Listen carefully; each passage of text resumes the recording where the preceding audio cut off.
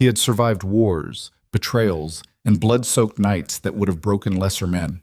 But when the earth split open and the city screamed, Adrian Voss, the most feared man in Crestholm, discovered that the one thing capable of destroying him wasn't a bullet or a rival's blade. It was a single, selfish choice made in 40 seconds of panic.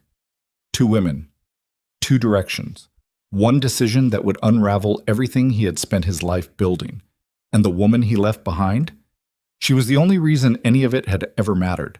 If this story already has you hooked, hit that like button right now and drop your city in the comments. I want to see how far this story travels. Stay until the end. You won't see the ending coming. The morning before the earthquake, Adrian Voss stood at the floor-to-ceiling window of his penthouse suite on the 42nd floor of the Crestholm Meridian Hotel and watched the city below him like a man inspecting property he was considering selling, which, in a manner of speaking, he was. Crestholm spread out beneath him in a gray January sprawl, the financial district pushing glass towers into a low winter sky, the port district with its rusted cranes and container yards, the old quarter where the buildings were brick and the residents were stubborn, and somewhere in the tangle of mid-city streets, the Voss building, a 12-story structure of pale limestone that his father had built and his grandfather had imagined. The Voss family had been in Crestholm for 3 generations. They had arrived with nothing. They had turned nothing into something that required lawyers to properly categorize. Adrian was 44 years old. He had the kind of face that registered as handsome in photographs and unsettling in person. A slight asymmetry to the jaw, eyes that were darker than they appeared in pictures, a stillness about him that people confused for confidence, but that his wife, Clara, had once described more accurately as the stillness of a man who had learned early that showing reaction was showing weakness. He was 6'1" and kept himself in the shape of someone who understood that physical deterioration was a form of vulnerability. He had a scar beneath his left ear from a knife fight when he was 22, and he had 2 tattoos that no one outside his marriage had ever been permitted to see. He was, by the official record, a property developer and investment portfolio manager.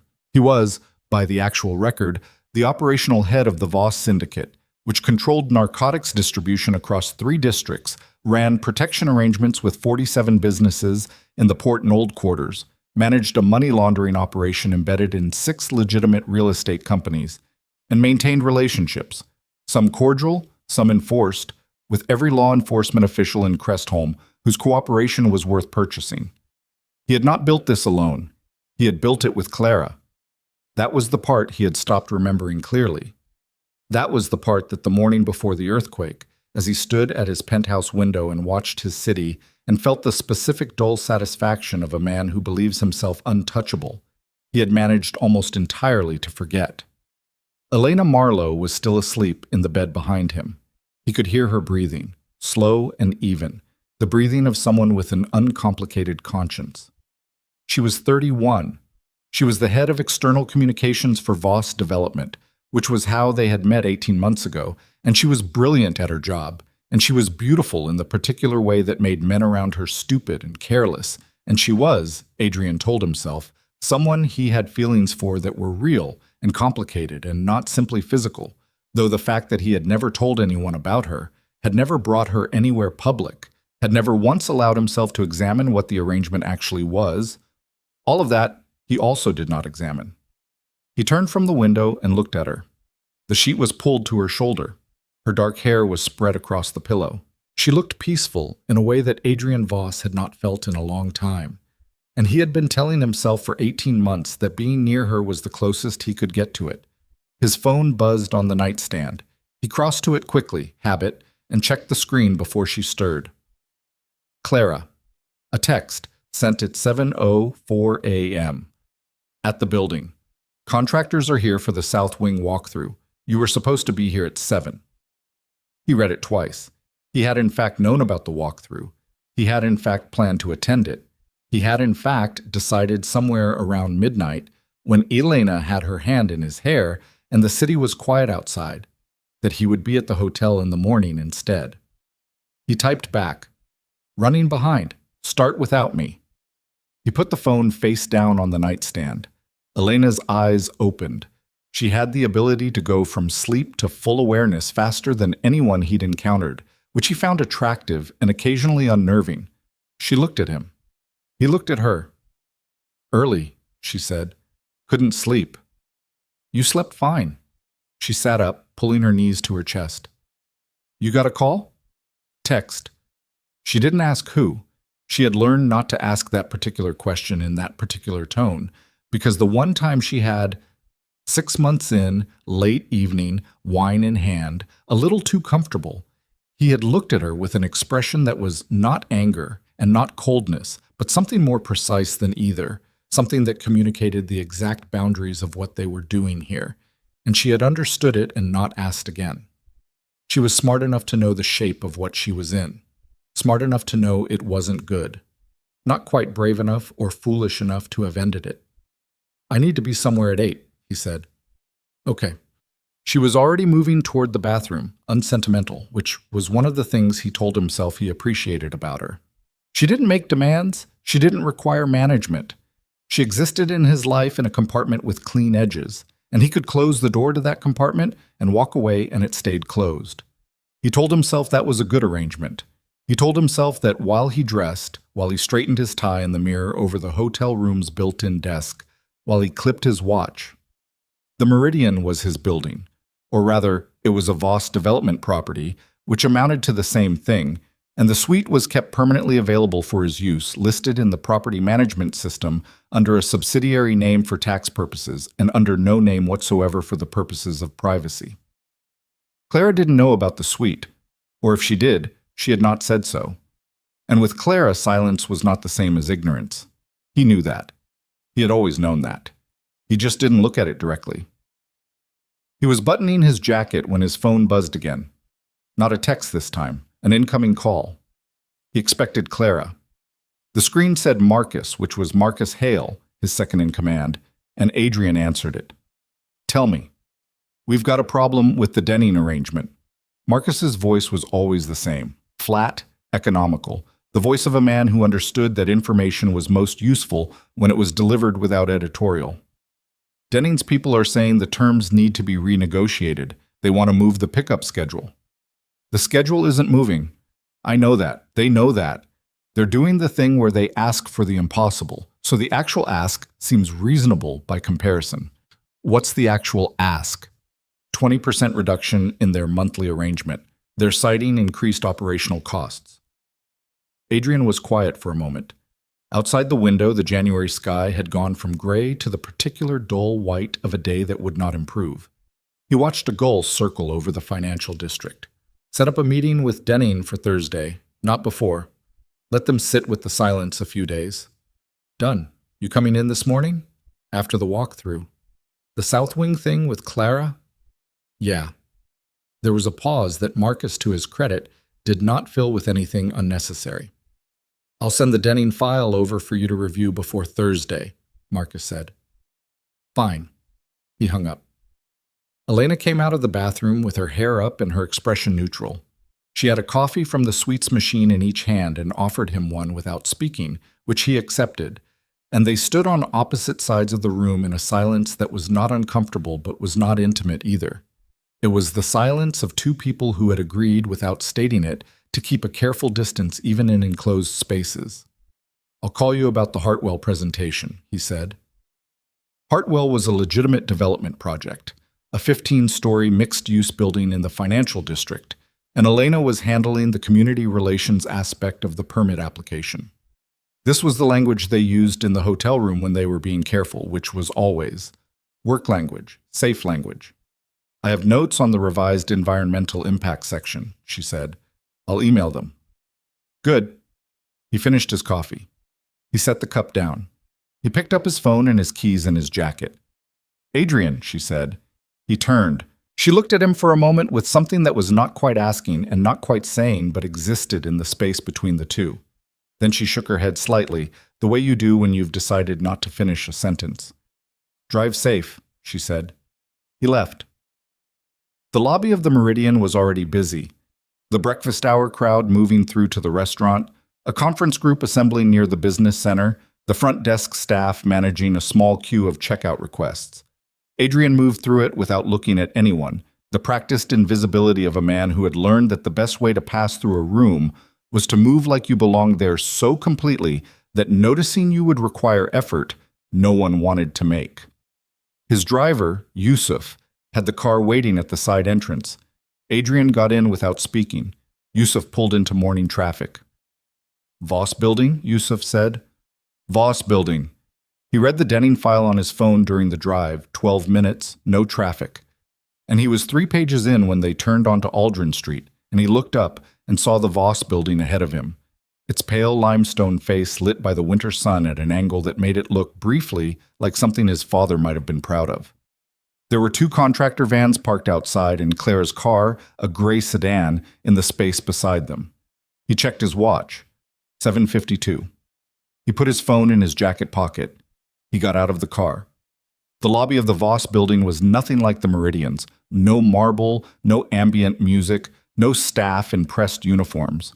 It was functional and slightly dated, the kind of building that had been constructed with durability as the primary concern and aesthetics as an afterthought. The floors were dark tile. The reception desk was unmanned at this hour. The overhead lights buzzed faintly in the way that buildings buzzed when they were old enough to have opinions. Clara was at the far end of the lobby with 2 men in hard hats and a third man Adrian recognized as Tomas Webb, the structural engineer they'd retained for the South Wing renovation. They had blueprints spread across a folding table that someone had set up near the stairwell, and Clara was pointing at something on the plans with one hand and holding a coffee thermos in the other. Adrian watched her for a moment before she noticed him. His wife was 41 years old, and she looked, in this moment, exactly like what she was, a woman who had been working since before 7 in the morning and who had the kind of focused, undistracted energy that you either possessed or you didn't. She was wearing a dark blazer over a charcoal sweater, her brown hair pulled back, no jewelry except her watch and her wedding ring. She was not a woman who arranged herself for rooms. She was a woman who arranged rooms for purposes. There was a difference, and the difference was in how she carried herself, not with display but with function. She was objectively beautiful. She had always been. He had stopped seeing it clearly, the way you stop seeing the walls of a room you've lived in for years. She looked up, saw him. The briefest shift in her expression, not quite surprise, not quite relief, something closer to the particular recalibration of a woman who has learned not to expect things and has therefore stopped expecting them and has turned that into a quiet kind of discipline. "You made it," she said. 8 o'clock like I said." "You said 7. "I said I was running behind to 7. He moved to the table, looked at the plans. "Where are we?" She let it go. That was what Clara did. She had a remarkable capacity for letting things go, not in the manner of someone who forgot or didn't care, but in the manner of someone who had filed the information and would retrieve it at a moment of her choosing. He had seen her do it in business negotiations. Let an insult pass, let a misrepresentation slide, wait 3 meetings and 2 months, and then produce the file and lay it on the table and watch the person across from her realize they had been holding the rope of their own hanging. He had always respected that quality in her. He had also, if he was honest with himself, come to find it faintly ominous. "South wing structural wall," she said, pointing at the plans. Thomas flagged a stress pattern in the load-bearing columns on the 3rd and 4th floors. "It's been developing since the 2019 renovation, which cut corners on the reinforcement." "How serious?" "Serious enough that we can't put it off another quarter," Thomas said. He was a short man with reading glasses on a cord around his neck and the specific directness of an engineer who had been telling clients uncomfortable truths for 30 years and had stopped softening the delivery. "The stress fractures aren't critical yet, but critical isn't the same as safe. You get an event, major load shift, seismic activity, even significant vibration from the street-level construction on Aldrin, and those columns are going to have a conversation you won't like." "What's the repair timeline?" 6 weeks minimum.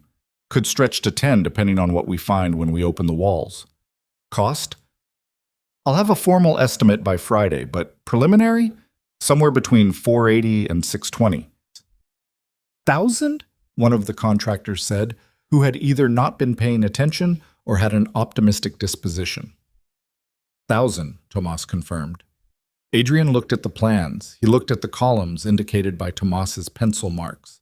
Load-bearing elements on the third and fourth floors of the south wing, the section of the building that housed 3 commercial tenants, and on the fourth floor, the administrative offices that had been Voss family operations space since his father ran the company.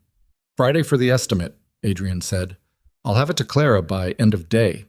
He glanced at his wife. She was writing something in the narrow notebook she carried everywhere, the one with the soft black cover that she'd been replacing with an identical model for as long as he'd known her. She wrote without looking up. "Can we do a physical walkthrough of the columns?" she asked. "That's what I'm here for," Tomas said. They went up.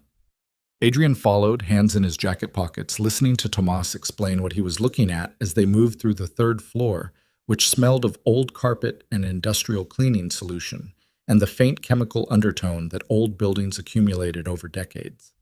The contractor crew was quiet, professional, measuring and photographing as instructed.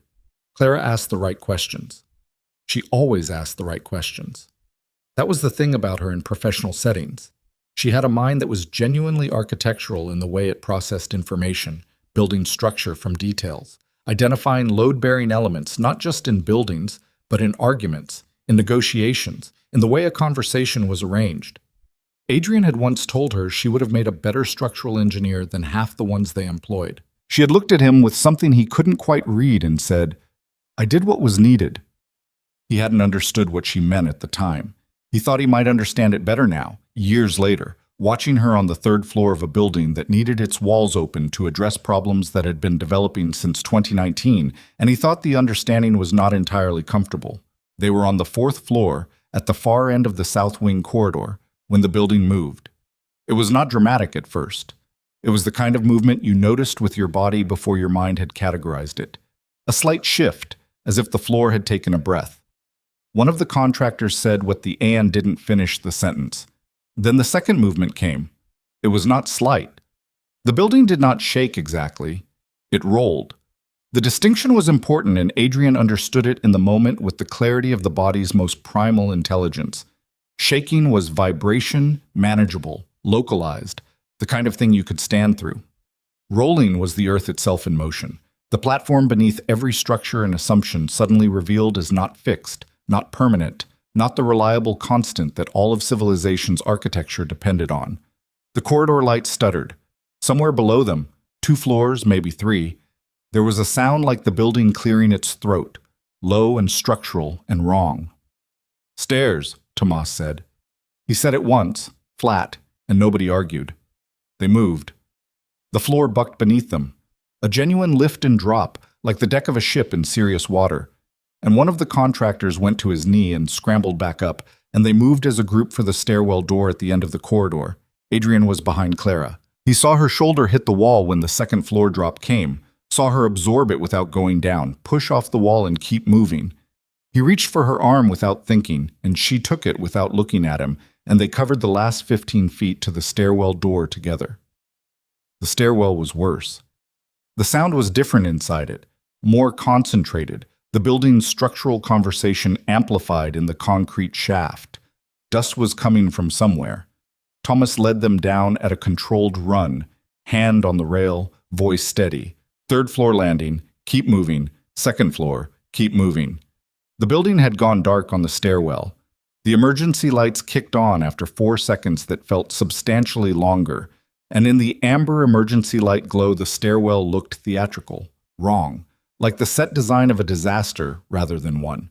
They came out in the lobby. The lobby had changed. The folding table with the blueprints was on its side. The tile floor had a crack running diagonally from the reception desk to the far wall, and the crack was not hairline. It was the width of a finger in the middle, tapering at either end. 2 of the overhead light fixtures had come down, one of which had taken a section of ceiling tile with it. The front door was glass and still intact. Beyond the glass, the street outside was unrecognizable. Adrian stood in the lobby and looked at the street and could not immediately construct a sentence that accurately described what he was seeing. A section of the building across from them, an 8-story office structure from the 1980s, had shed its entire facade. The glass and aluminum cladding had come off the building's face in sheets, and now covered Aldrin Street to a depth of several feet for half a block. The sound of it, the delayed roar of several tons of material arriving on asphalt at speed, reached them a half second after the light, and it was a sound that had no domestic equivalent, no scale that the civilian mind had a ready category for. There were people in the street, some of them were running, some of them were not moving. "Is it over?" one of the contractors said. "No," Tomas said. He was right. The aftershock was smaller than the primary event, but arrived with enough force to take everyone in the lobby to one degree or another off their feet. Adrian caught himself on the reception desk. Clara went down on one knee and came back up. Through the lobby's glass front, they watched a power line come down on Aldrin Street in a long, graceful arc, trailing sparks in the cold January air. Then it was still. Not quiet. Quiet was gone. Silence was gone. What remained was a layered sound environment that included distant alarms, one sustained car horn, several voices calling out, and somewhere to the north, what Adrian's mind categorized and recategorized before settling on structural collapse. A building coming down. Not here, not the Voss building, but close, within a few blocks. "Everyone account," Clara said. Her voice was level. Not calm, exactly. Calm was too passive for what it was. It was deliberate. It was a choice, the same way her question had been a choice. She was moving through the shock the way she moved through everything, with the specific discipline of someone who had decided that panic was not a resource available to her. Tomas. Both contractors. Adrian. She counted 4 answers and made a note in the black notebook, which she had apparently held onto throughout. "Cell service?" she said. Adrian checked his phone. 3 bars. A text from Marcus that had come in during the quake. "You okay? City's hit bad. Multiple structural collapses reported downtown." He started typing a reply and stopped when his phone rang. Unknown number. He answered it. "Mr. Voss." A woman's voice, professional, clipped. "This is emergency coordination at Crestholm Civic Operations. We're conducting a welfare check on property owners in the affected zone. Are you and your building clear? I'm at the Voss building on Aldrin. We have 5 people, no injuries. Building has visible damage. I'll need assessment before I can say structural status. Note the address and your status, and please remain clear of the structure until official assessment teams can reach you. We're asking all property owners in the affected zone." "Understood." He hung up. Claire was on her own phone. He could hear enough to know she was talking to someone at their property management firm, her voice steady and specific, asking for status on their other buildings in the affected zone. She had the presence of mind to be thinking about their portfolio, while Adrian had been thinking about whether his messages would send. He became aware, in that moment, of the particular geometry of his situation. He was standing in the lobby of the Voss building with his wife, in the immediate aftermath of a significant seismic event that had visibly damaged this building and apparently caused serious harm throughout their city. He had obligations here, legal, moral, operational. He had a wife who was already working the problem. He had a building that needed to be evacuated and assessed. His phone buzzed. Text from Elena. "Where are you?" "The hotel is being evacuated. Part of the garage structure came down. I don't know where to go." He read it once. Read it again. He looked up at Clara, who had turned to face him, phone still in hand, and was in the middle of saying something about their Kelvin Street property when she stopped because she had seen his face. "What?" she said. He looked at his wife. She had a cut on her jaw, shallow, from when she'd gone to her knee on the stairwell, he thought, or maybe from the lobby's ceiling debris. He hadn't seen it happen. She was standing straight-backed in the amber emergency light, her blazer dusty, her notebook in her hand, and she was looking at him with the direct, clear attention that she had given him consistently for 15 years, and the weight of that attention, in this moment, was something he could not fully sustain. "I need to check on someone," he said. She was quiet for 2 seconds. He counted them. "Who?" she said. It was not inflected as a question. "A staff member. The hotel, the Meridian. There's been structural damage. I need to—" "We have structural damage here, Adrian." "I know. We have 5 people in a damaged building, and the street outside is—" "I know." He put his phone in his pocket. He looked at her. Tomas can manage the building assessment. You have Tomas. I'll be back." She didn't move. She stood exactly where she was and looked at him with that expression that he had spent 15 years mostly unable to read, and now, in the worst possible moment, read with sudden and devastating clarity. She knew. Not the details, not the name, but she knew the category, had known it for some time, had chosen to let it sit in the file drawer with the other things she retrieved at moments of her choosing. "Go," she said. Just that. One word. And the way she said it, not as permission, not as dismissal, but as the sound of something being set down very carefully by a person who was not going to let themselves drop it, was worse than anything else she could have said. He went. Outside, Aldrin Street was a different city. The facade debris from the building across the street covered the road in a field of broken glass and bent aluminum framing. Emergency vehicles had not yet arrived. It had been, he calculated, less than 12 minutes since the primary event, and the street was populated by civilians, some moving purposefully, some simply standing in the cold air and looking at the changed world around them. His car was gone. Yusuf, he remembered, had pulled away to park after dropping him. He tried calling Yusuf and got a single ring, and then nothing. Cell networks were already degrading under the load of several 100,000 people trying to call each other simultaneously. He walked. He had to. The Meridian was 8 blocks north, and he walked through a city that was rearranging itself around a new reality in real time. On Corrigan Street, a water main had broken and was sending a column of water 6 feet high into the intersection. On the corner of Corrigan and 9th, a crowd had gathered around a collapsed awning structure, and 3 people were trying to lift a concrete section off something underneath. Or someone, he registered, though he did not stop. And the part of him that noted his own not stopping was a part he had learned to keep in a separate compartment from the part that made decisions. On Delvane Street, a gas leak had ignited, and the northwest corner of the intersection was on fire. A building beside the burning corner had partially collapsed into the street, and its residents, 4 floors of apartment units, were coming out through windows and fire escapes in 1s and 2s, calling down to each other in voices that had the specific stripped quality of voices that have set aside everything except the essential. He walked through it. He kept his eyes forward and he walked. The Meridian came into view on Stanton Boulevard, and the first thing he saw was that the building itself was standing, intact as far as he could tell from the exterior. No visible collapse, no facade damage. What had come down was the parking structure adjacent to the hotel, a 4-level concrete deck that shared a wall with the hotel's north side. A section of the 2nd and 3rd levels had pancaked, collapsed straight down into the 1st level, and the dust from it was still settling, a gray cloud that drifted across Stanton Boulevard and coated everything it touched.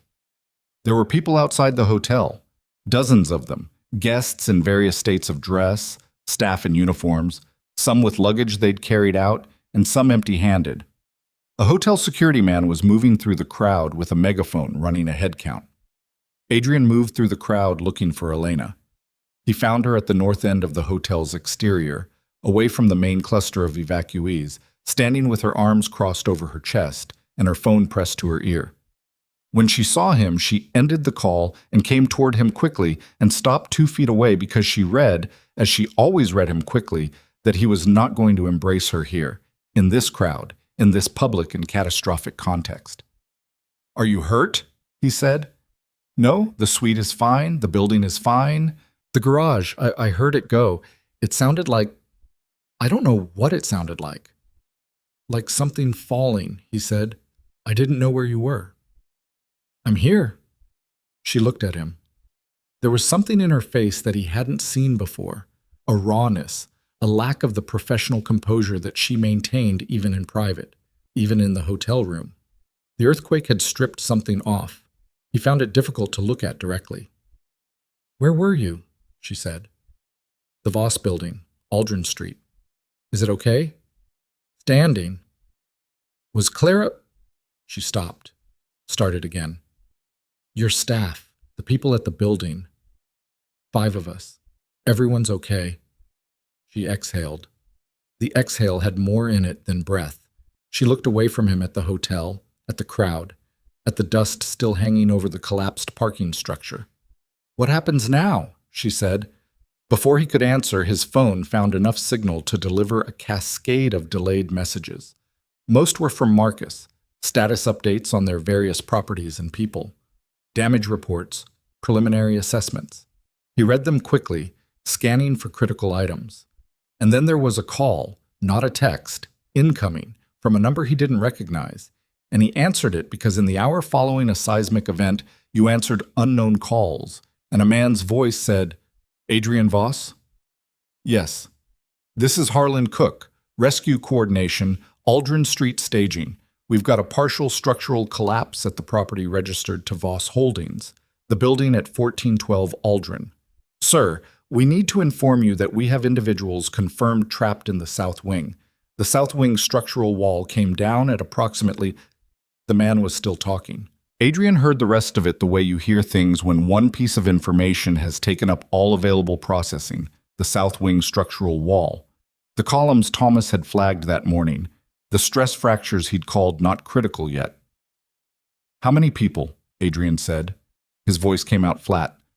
"We have 3 confirmed trapped. Rescue operations are staging now. One individual has been identified by building staff.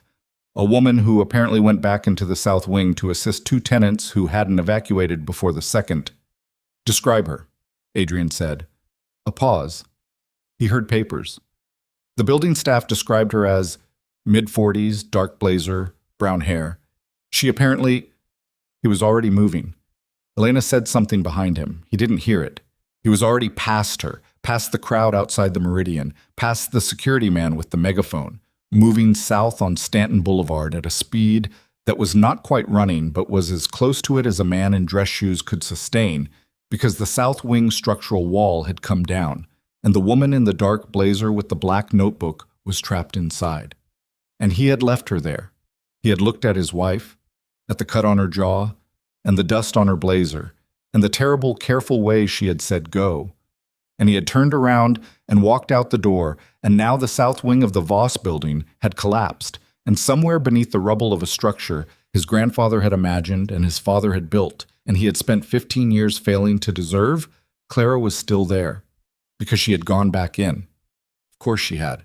She had gone back in for 2 tenants she'd probably never spoken to, in a building she knew was compromised after her husband had walked out of it to find someone else. And she had gone back in because that was the architecture of who she was, load-bearing, structural, the kind of element that holds weight without displaying strain, right up until the wall comes down. He ran. He ran through a broken city with cold January air burning in his lungs and the sound of alarms layered over each other from every direction, and the dust of the collapsed parking garage still settling on his jacket, and somewhere ahead of him on Aldrin Street, the building with his family's name on its pale limestone face was broken open, and the woman his grandfather would have called irreplaceable was inside it. And the last thing he had given her was his back, walking out of a lobby on his way to someone else. He ran. 8 blocks had never been a long distance before. They had never required anything. He had covered that distance 100 times in the back of a car, phone in hand, reading files. And it had been nothing. Transition time, dead time, the space between one thing and another. Now it was the longest 8 blocks he had ever run, because at the end of it was either the worst thing he had ever caused, or the worst thing he had ever almost caused, and he did not know which one yet, and not knowing was its own specific torture. The Voss building came into view at the end of Aldrin Street. The south wing had not fully collapsed. It was important in the first second of seeing it to register that.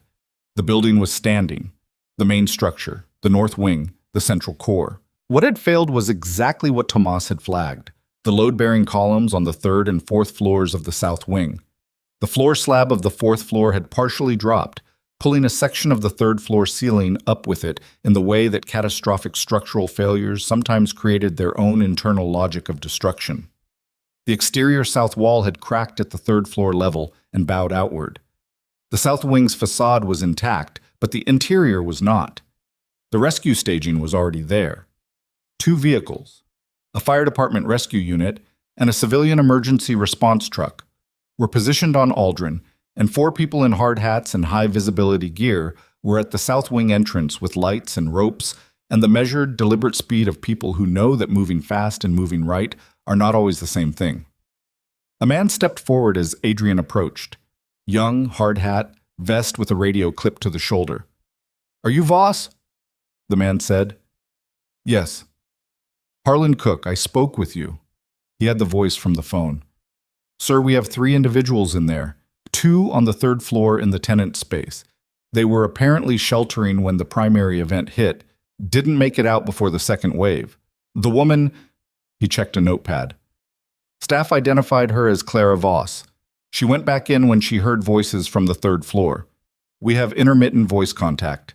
She's alive and responsive." Adrian heard the word alive and felt something release in his chest that he had not known he was holding. "Where?" he said. "3rd floor interior, south corridor. There's a section of floor slab from above that's come down at the corridor junction. It's acting as a compression shelter for the space where she is. The structural load on the compromised columns is currently stable, but not—" "I'm going in." Cook put a hand up. Not aggressive. Firm. "Sir, the space is actively assessed as Category Yellow. Potential for secondary collapse. We have a trained—" "I know my building." He looked at Cook. "I know every load path in that building. I was on the 4th floor 40 minutes ago with a structural engineer. I know what's up there." Cook looked at him for 2 seconds, reading something. "You go in with Martinez," Cook said. "You go where Martinez tells you. You stop when Martinez tells you. You come out when Martinez tells you." "Yes." Martinez turned out to be a woman in her 30s with a helmet and a harness and eyes that assessed Adrian in approximately 1 second and apparently found something workable, because she handed him a helmet without preamble and said, "You know this building?" 14 years. "Stairwell access to 3? North side of the core. Stairwell B, south stairwell, is the compromised one." "Right." She clipped a light to her vest and started moving, and he followed. "We have voice contact on and off. Signal goes when dust shifts. The interior air is still moving, which is normal this early. Tell me what you know about the 3rd floor corridor layout." He told her. He told her as they moved through the lobby he had left 50 minutes ago. The lobby with the cracked tile and the overturned table, and Clara's blueprints on the floor where they'd fallen from the table, one edge caught under the debris of the ceiling fixture. The paper dusty, but intact. He told Martinez the corridor length, the junction where the tenant spaces branched off, the location of the emergency closets, the position of the south wing columns relative to the central structure. She listened without confirming or denying. She was building a picture. He understood that, appreciated it, kept talking. They reached the 3rd floor. The air was different, thick. The dust was still present in it, suspended, and the light from their helmets caught it and turned the corridor into something that looked dreamlike in the worst way, soft-edged and directionless, the geography of the familiar made strange by damage. The south corridor was blocked at the junction. A section of concrete slab from the 4th floor had come through the ceiling at approximately the midpoint of the corridor and now rested at an angle against the corridor walls, not blocking the passage completely, but creating a compression structure that both stopped their progress and, as Cook had said, sheltered whatever space existed on the other side of it. Martinez crouched at the junction. She had a tool in her hand, a small directed beam light, and she directed it through the gap between the slab edge and the corridor wall. The gap was approximately 2 feet at its widest. "Voss," Martinez said, not loudly. "Clara Voss, can you hear me?" Silence. 8 seconds of it. Then, from the other side of the slab, a voice. It was not panicked. That was the first thing. It was not panicked, and it was not thin with fear, and it was not the voice of a woman who had given up. It was the voice of a woman who had assessed her situation and was conserving her energy for the moment when energy would matter. And it came through the dust and the gap and the wrong angle light and hit Adrian somewhere between the sternum and the stomach with a force that had nothing to do with physics. "I hear you," Claire said. "There are 2 people with me. One has a head injury. He's conscious, but not fully. The other is okay. The slab above us is... There's cracking sound, but it's been consistent. It hasn't changed in the last 10 minutes. Martinez. "Consistent cracking is okay. You're in a compression shelter. Don't move until we tell you. Can you tell me your exact position?" 3rd floor south, past the junction, first tenant space on the left. The door is open. We're inside, against the exterior wall. "The exterior wall?" Martinez glanced at Adrian. Load-bearing, he said quietly. South exterior. Solid masonry. It's the right wall. Clara had known to put them against the right wall. Of course she had. We're coming to you, Martinez said. Stay exactly where you are. She turned to Adrian. She looked at the gap. She looked at him. You first, she said. You know the layout. I'll direct from behind. He went through the gap on his hands and knees, with the helmet scraping the underside of the slab, and the dust thick enough to taste, and the corridor light from his helmet throwing strange shadows on the walls of the passage.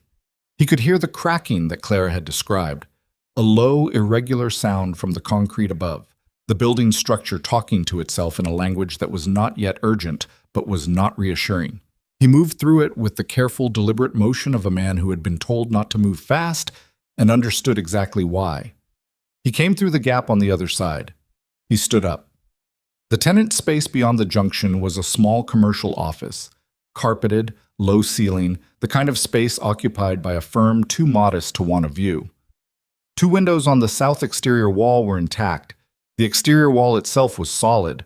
In the far corner of the room, against that wall, were 3 people.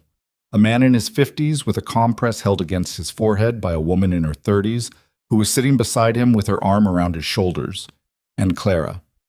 Clara was crouched facing the door, facing the gap, facing the direction rescue would come from. She had her jacket off and had used it as a cushion under the injured man's back. She had the black notebook in her hand and a pen in the other, and when the light from Adrian's helmet hit her face, she blinked against it, shielded her eyes, and then lowered her hand. She looked at him. He looked at her. The cut on her jaw was worse than he'd thought. She'd been treated with something, a strip of cloth from somewhere. Someone's shirt, tied in a compress that was already soaked through. There was dust on her face and in her hair, and her hands were cut in 2 or 3 places from something, debris probably, and she was alive with the full-bodied, breathing, deliberate aliveness of a woman who had decided she was going to survive and had organized her available resources toward that end. She looked at him, and he looked at her, and the city groaned outside, and the slab above them ticked in its concrete way, and he crossed the room to her in 3 steps and crouched to her level, and was aware that his face was doing something he had not given it permission to do. "Clara," he said. She was looking at him with an expression he had seen before, but never at this proximity, never in this context. It was not anger, and it was not fear, and it was not relief exactly.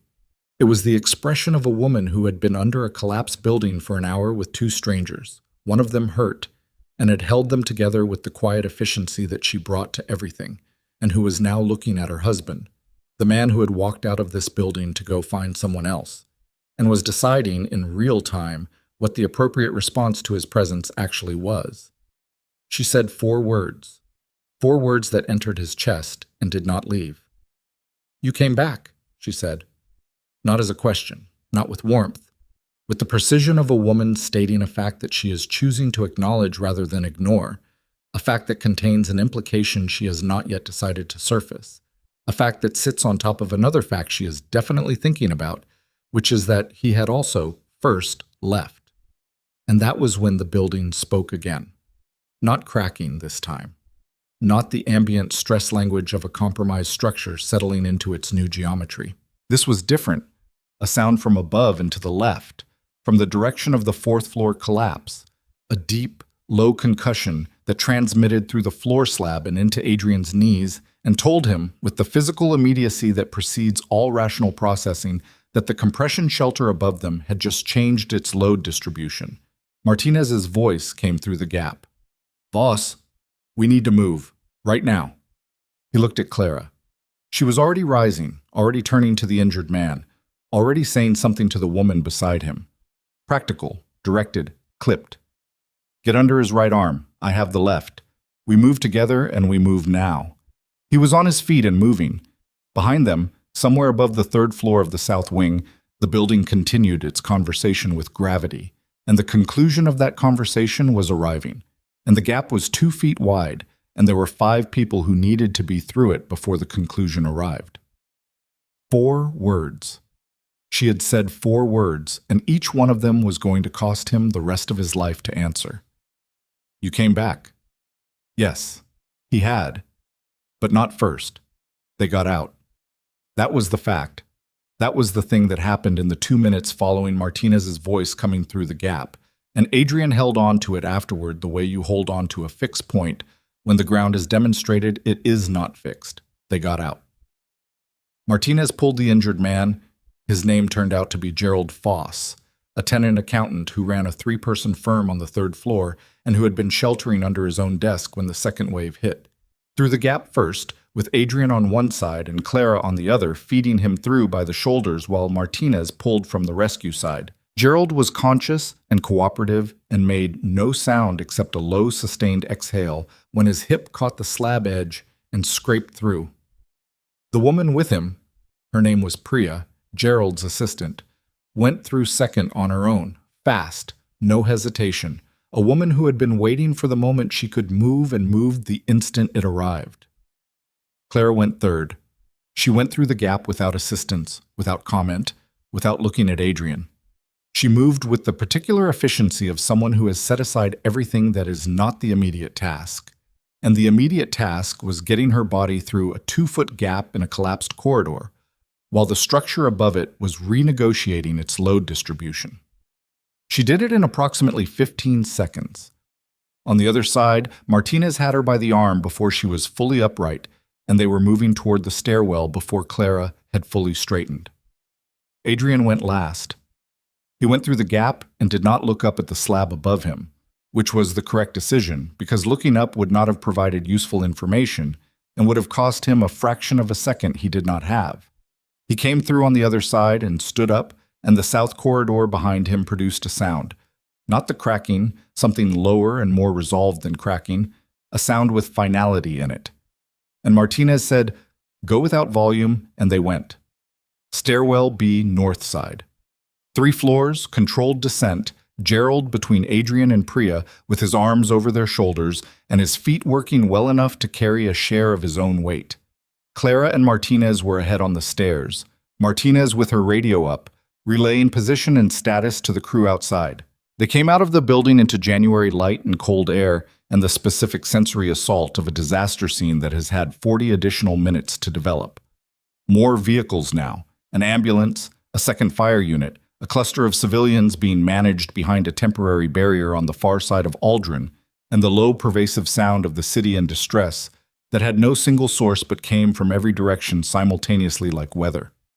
Gerald went to the paramedics. Priya went with him, her hand on his arm, not letting go. Martinez was on her radio. The rescue team lead, Cook, was moving toward Adrian with a clipboard and an expression that contained relief and pending paperwork in roughly equal measure. And Clara was standing 6 feet away, facing the building, and she had not looked at Adrian since the corridor. He went to her. She heard him coming. He knew she heard him. Clara had always had the peripheral awareness of a person who had learned early that knowing what was in the room around her was a survival skill. And she did not turn. He stood beside her. They both looked at the building. The south wing exterior wall had cracked further during the evacuation. The bow he'd seen earlier had progressed. A slow geological shift of masonry that would eventually resolve into either stabilization or collapse, and was currently doing neither, just existing in the unstable middle ground. Dust still rose from the wound in the structure. "You need to get checked," he said. He meant the cut on her jaw. He meant her hands. He meant all of it. "I know what I need," she said. Not aggressive, not clipped, flat.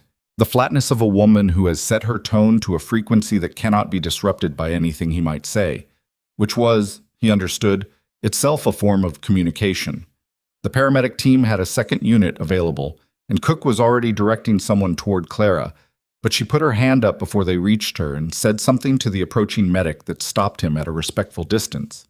She turned to Cook instead, and Adrian listened to her ask, in a precise and organized sequence, about the status of the other tenants in the building, the structural assessment timeline, the protocol for accessing the property records office for the insurance documentation, and what the city's procedure was for designating a building as unsafe for occupancy.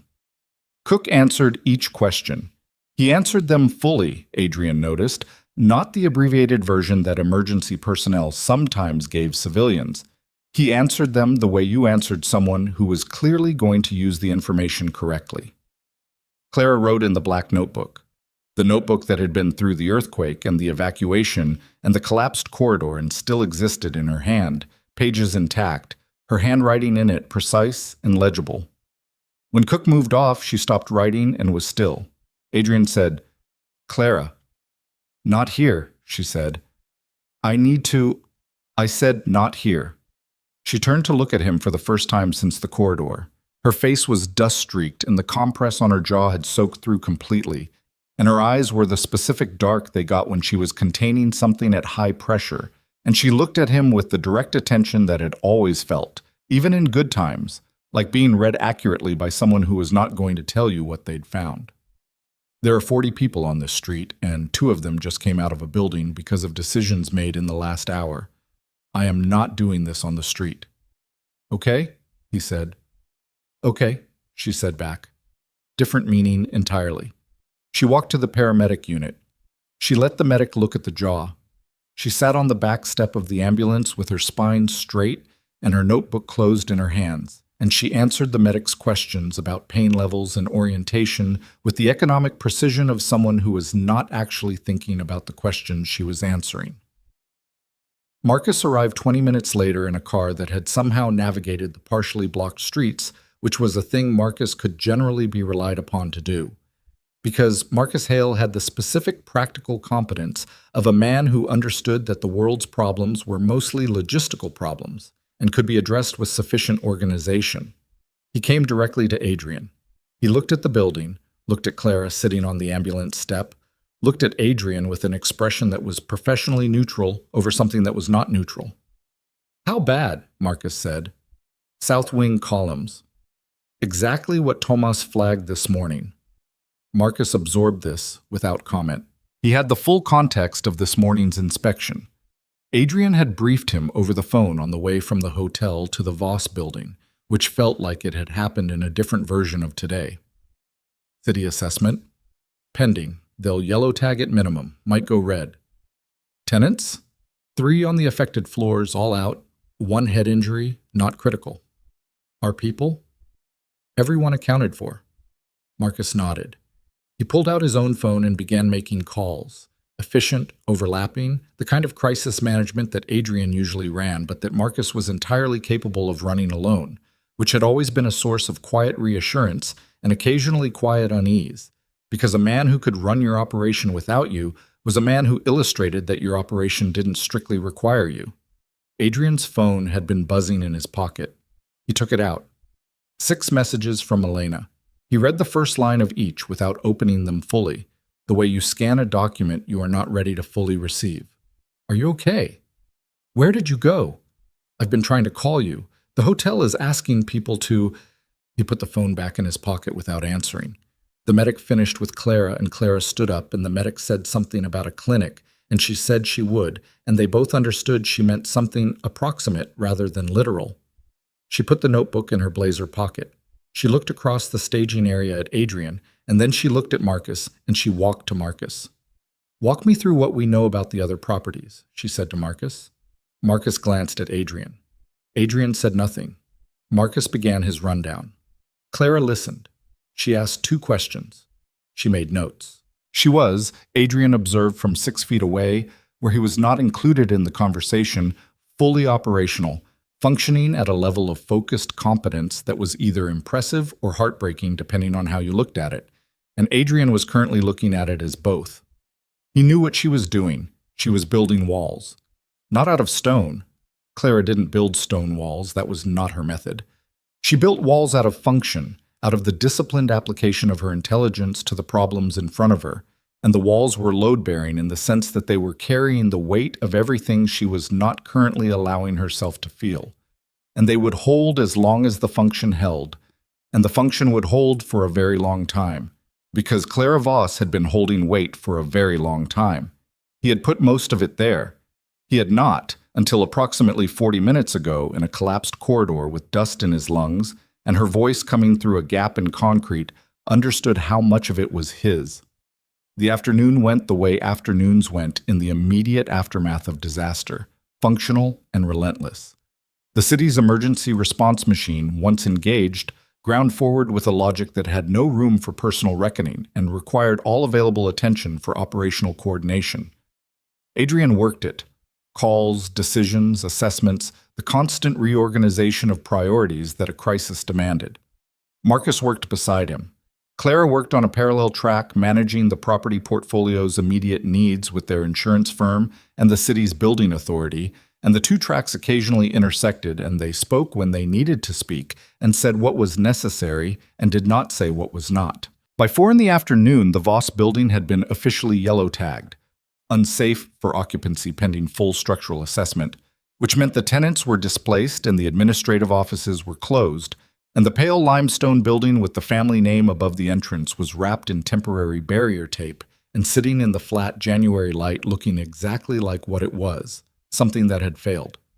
By 5, Adrian had spoken to 3 different city officials, 2 insurance adjusters, and a structural assessment firm that could begin work the following morning.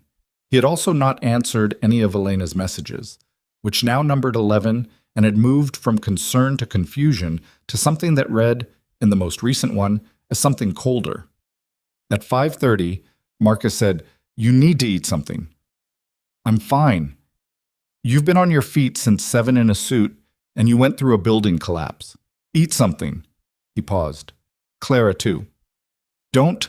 Adrian stopped. He looked at Marcus. "Don't manage me."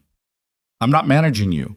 I'm managing the operational capacity of the 2 people this organization currently runs on, one of whom has a medically dressed jaw wound and hasn't eaten since this morning." He said it without inflection. He put a paper bag on the hood of the car beside them. "There's a deli on Renner Street that apparently didn't sustain damage. I had Yusuf pick up food 40 minutes ago." Adrian looked at the bag. He looked at Marcus. "Where's Clara?" he said. 30 feet behind you, talking to the assessment firm rep." He took the bag. He walked to Clara. She was on the phone, and she held up one finger without looking at him. 1 minute, and he stood and waited with the paper bag in his hand and felt, in the specific silence of standing beside his wife while she finished a phone call, the accumulated weight of everything that the day had compressed but not resolved. She hung up. She looked at the bag. "Marcus?" she said. Not a question. "Marcus." She took the bag. She looked inside. She pulled out a sandwich wrapped in paper and looked at it, and then looked at the building with the tape around it, and the January light going flat and gray above it. "The assessment firm can start at 7 tomorrow," she said. "I've asked them to prioritize the south wing columns so we have a clear picture before we talk to the insurance adjuster Friday. That's good?" "It is what it is." She took a bite of the sandwich. She chewed, swallowed. "Tomas wants to be there for the assessment. I told him yes. He should be." Silence. She ate. He didn't. Around them, the staging area had thinned. The rescue unit had moved on to another site. Cook's team was packing equipment. The barrier tape on the building fluttered in the cold wind coming up Aldrin. "You should eat," she said. "Not hungry." She looked at him. Not the contained look from earlier, son. Something different. More tired, less armored. The look of a woman who has been holding something at high pressure for a very long time and has begun to feel the specific exhaustion of that particular effort. "Adrian," she said. Then she stopped. "Clara?" "Not yet." She looked away. "Not in the street. You said okay, and I said okay, and I meant it." "I know." "Then act like it." She took another bite. She did not look at him while she chewed. "Go eat. Talk to Marcus about the Kellner Street property. There are tenants there, and I haven't been able to confirm that building's status." He went. He talked to Marcus. He ate half of a sandwich that he couldn't taste.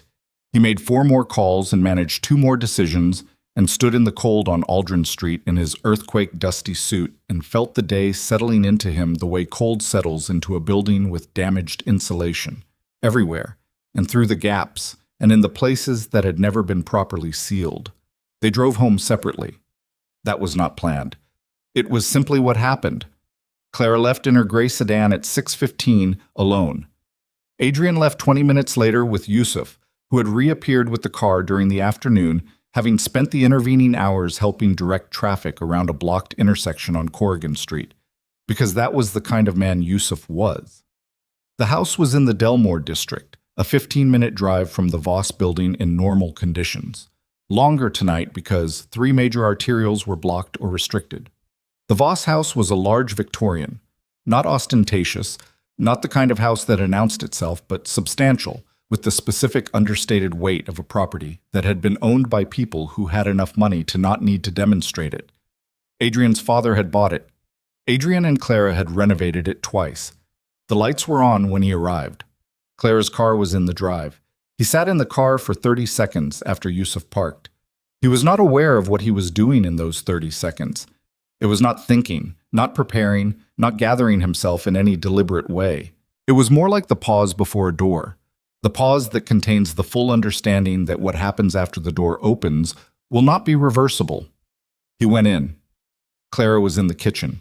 She had changed out of the dusty blazer. She was in a gray sweater and dark pants, her hair down, and the compress on her jaw had been replaced with a proper adhesive bandage that was still too large and still startling against the angle of her face. She had a glass of water on the counter, and she was standing at the kitchen island with her hands flat on the stone surface, not doing anything, just standing. She had been waiting. He came in and stopped at the kitchen doorway. She did not turn around. She was looking at the window over the sink, which showed the dark backyard and nothing else.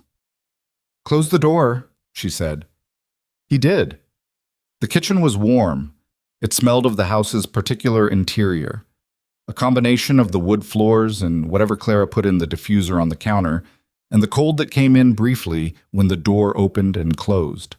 It was the smell of a domestic life, of a home that had been constructed over years from accumulated decisions, and it hit him in the same place her 4 words in the corridor had hit him. She turned around. She looked at him. She put both hands around the water glass. She took a breath that he could see in the slight movement of her shoulders. "The person you went to," she said. "At the Meridian." He did not look away from her. He owed her that much. He owed her considerably more than that, but at minimum, he could give her his eyes. "Yes," he said. The words sat in the kitchen between them. She looked at it, or looked at him, but with the expression of someone processing the full content of what they're hearing rather than simply the sound. She nodded once, slowly, not in agreement, in the manner of someone who has been confirmed in something they already understood and are now formally incorporating the confirmation. "How long?" she said. "Clara, don't." Her voice did not rise, it stayed exactly where it was. "Don't say my name in that tone. How long?" 18 months. The number landed. She absorbed it with a stillness that cost her something. He could see it cost her, see the slight tightening at the corner of her eyes that was what Claire produced when she was absorbing cost. She looked at the window, back at him. "I want to ask you who," she said. "I'm not going to. I don't actually want to know the name. What I want to know—" She stopped, reset, started again in the careful way of a person who has been composing sentences in their head for hours and is now delivering them and finding that the delivery is harder than the composition. "What I want to know is whether this is something you chose or something that happened to you, because those two things are different, and I want to know which one I'm dealing with."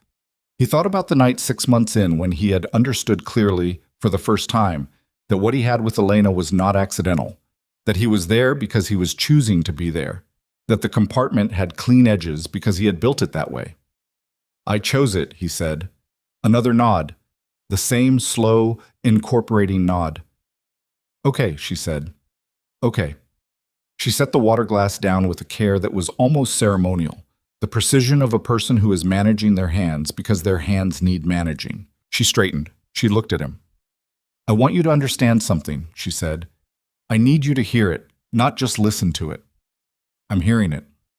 This building, this organization, everything that exists under the name Voss right now, the properties, the operations, the relationships, the protection arrangements, all of it. I know what it is. I've always known what it is.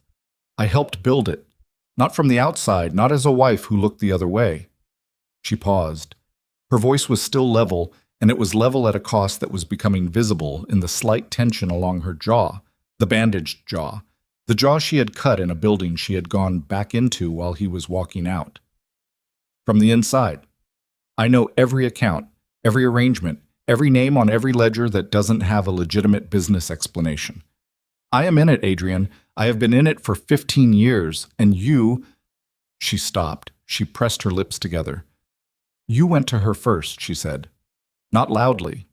Not with the kind of force that a different woman might have given those words. She gave them quietly, with the precision of an autopsy, and the effect was worse. Yes, he said, because there was nothing else to say to it, because the yes was the only honest thing he had, and she was owed honest things. While I was in that building, she picked up the water glass and put it down again without drinking. While the wall was coming down, I didn't know the wall was going to come down. Thomas told us this morning the columns were compromised. You knew what the building was, you were standing in it when the earthquake hit, and you left. Her voice finally moved, not to volume, but to a different register, a lower one, the one that held the real weight of what she was saying. You left and I stayed. The kitchen was very quiet. I know, he said. You don't know, she said. You think you know because you came back and you found me and you feel it right now. But what you're feeling right now is the shock of it. What you don't know yet is what it's like to be me for the last 2 hours, or the last 18 months, or the last several years, because I think we both know this isn't the first time something important was happening here while your attention was somewhere else. He had no answer to that. He did not try to manufacture one. She walked past him, past the kitchen doorway, into the hall. He heard her go up the stairs, not fast, not running, deliberate steps. He heard the door to the main bedroom close, not slam, close, which was somehow worse. He stood in the kitchen in his earthquake suit with the dust still in the creases of his jacket and the half-eaten sandwich from Marcus somewhere in the staging area on Aldrin Street, and the full understanding settling into him that the wall that had come down today was not only the one in the south wing. He had been telling himself for 18 months that what he was doing was compartmentalized, that it existed in a clean-edge space that did not touch the other spaces, that Clara's world and Elena's world were separate architectures with no load-bearing connection between them. Tomas had told him that was wrong about the building. The stress fractures develop invisibly. The load transfers without announcement. The columns look functional right up until they don't. He hadn't listened about the building either. He sat down on a kitchen stool. He put his elbows on the stone counter. He put his face in his hands. His phone buzzed. He took it out without looking at it, read the screen. Elena. He stared at her name on the screen for a long time. The phone buzzed again. He put it face down on the counter and left it there. Upstairs, he heard nothing. That was the thing about Clara. When she was in pain, she did not make noise about it. She never had. He had taken that quality, her capacity to contain, to process internally, to present function while absorbing fracture, and he had used it. He had used it the way you use load-bearing elements without thinking about them, without gratitude, without attention, with the assumption that they would continue to hold because they always had. The columns had looked functional right up until they didn't. He sat in the kitchen until the house was fully dark except for the light over the stove that Clara always left on. He sat there, and he did not move, and he did not make calls, and he did not answer his phone, and he did not do any of the operational things that the day had required and that he could have used, in this moment, as cover. He sat there, and he let the day land. All of it. The 40 seconds on the lobby, the choice. Elena's text hitting his screen while his wife stood 6 feet away with dust on her blazer and blood on her jaw. 8 blocks through a broken city. The sound of Clara's voice through the gap. Not panicked, not begging, just present and organized and completely like herself, holding 2 strangers together in the dark. You came back. 4 words. The implication in them, not an accusation, but something more precise. An accounting. A ledger entry. You came back, which means you also left, and both of those facts are now on the record, and I am a woman who knows how to read a ledger. He finally moved at 10:30. He went upstairs. He stood in the hall outside the bedroom door. No sound from inside. He did not open the door. He stood in the hall and understood that he was not entitled to open that door tonight, that opening it would be a demand dressed as a gesture, and Clara was owed better than that. He went to the guest room. He sat on the edge of the bed in the dark. He took out his phone. 14 messages from Elena. He read through them in sequence, and the sequence was its own kind of document. Concern, confusion, hurt, an edge of anger. And then, in the last three, a quality that was harder to name, something that read like a person recalibrating, like a person beginning to understand the shape of what they had been in and finding the understanding uncomfortable. The last message, sent at 9:47. I think I know where you are. I think I know what's happening. I'm not going to ask you to explain anything tonight, but I need you to call me tomorrow, Adrian. I need to understand where we actually are. He put the phone on the nightstand face down. He lay back on the guest bed in his clothes. He looked at the ceiling. The house made its nighttime sounds. The heating system, the old structure settling, the windows working against a wind that had come up since evening. He was still looking at the ceiling when his phone lit up. Not a call. A text. And the number was not Elena's. It was a number he didn't recognize, and the text was 4 words, and those 4 words were the kind that arrived at the end of days like this one and confirmed that the day had not, in fact, finished with him yet. I know about Marlowe. Talk. He picked up the phone. He read it again. He sat up. The text had no name attached to it, no context, no identification beyond the number. But the choice of the name, not the woman, not her, but Marlowe, the last name, the specific last name, meant it was not a guess. Whoever had sent this message knew, specifically, precisely, with the kind of detail that came not from suspicion, but from information. And in Adrian Voss's world, information about him that he hadn't authorized the release of was not a neutral fact. It was a weapon, and someone was holding it, and they had chosen tonight, the night after an earthquake, after a collapse, after a marriage cracked open in a kitchen, to let him know they had it. He sat on the edge of the guest bed in the dark house and read the message a third time and felt the specific cold of a man who has just realized that the disaster he survived today was not the only one in motion. It was just the one he could see. He called the number back at 11:03 p.m. It rang twice. Then a voice, male, middle-aged, the specific flatness of a man who had rehearsed his tone for this call and was delivering it with controlled precision. Mr. Voss, I wasn't sure you'd call tonight. Who is this? Someone who has been watching your operation for a considerable amount of time. Someone who has documentation that would be of significant interest to the district attorney's office, the Federal Financial Crimes Unit, and, perhaps more pressingly for you, to the Denning organization, who I understand are already feeling uncertain about the terms of your arrangement. Adrian was standing at the guest room window. The street outside was dark and quiet, the Delmore district settling into its post-earthquake night, and he was looking at nothing in particular while his mind ran the geometry of what he was hearing. What do you want? He said. A conversation. In person. Tomorrow morning, 9 o'clock. The Harwick Coffee on Stanton, the one near the park. A pause. Come alone. I'll know if you don't. You'll know, Adrian said. I've been watching your operation for 18 months, Mr. Voss. I know your driver's schedule. I know your usual route to the Meridian. I know about the subsidiary name on the suite registration. Another pause, shorter, more precise. I know about Marlowe. The line went dead. He stood at the window for a long time after.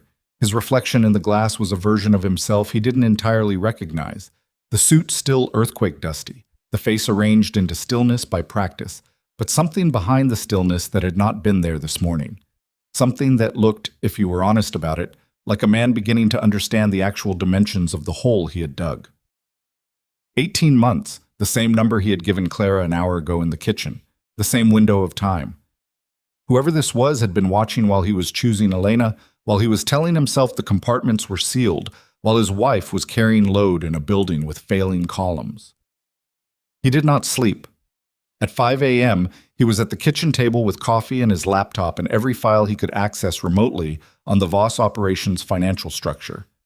The legitimate layer, the laundering layer, the arrangement records. He was looking for the gap, the point of entry, the place where someone watching from outside could have gotten the specific, named, dated information that the voice on the phone had just demonstrated. He found 3 possibilities by 7. He did not like any of them. Claire came downstairs at 7:15. She stopped at the kitchen doorway when she saw him. She was dressed, dark sweater, dark pants, her hair up, the bandaged jaw clean and stark in the morning light. She looked at him at the table with the coffee and the laptop and the night's work spread in front of him, and she read the situation with the efficiency she brought to all situations. "You didn't sleep," she said. "No." She went to the coffee maker. She did not ask him anything else.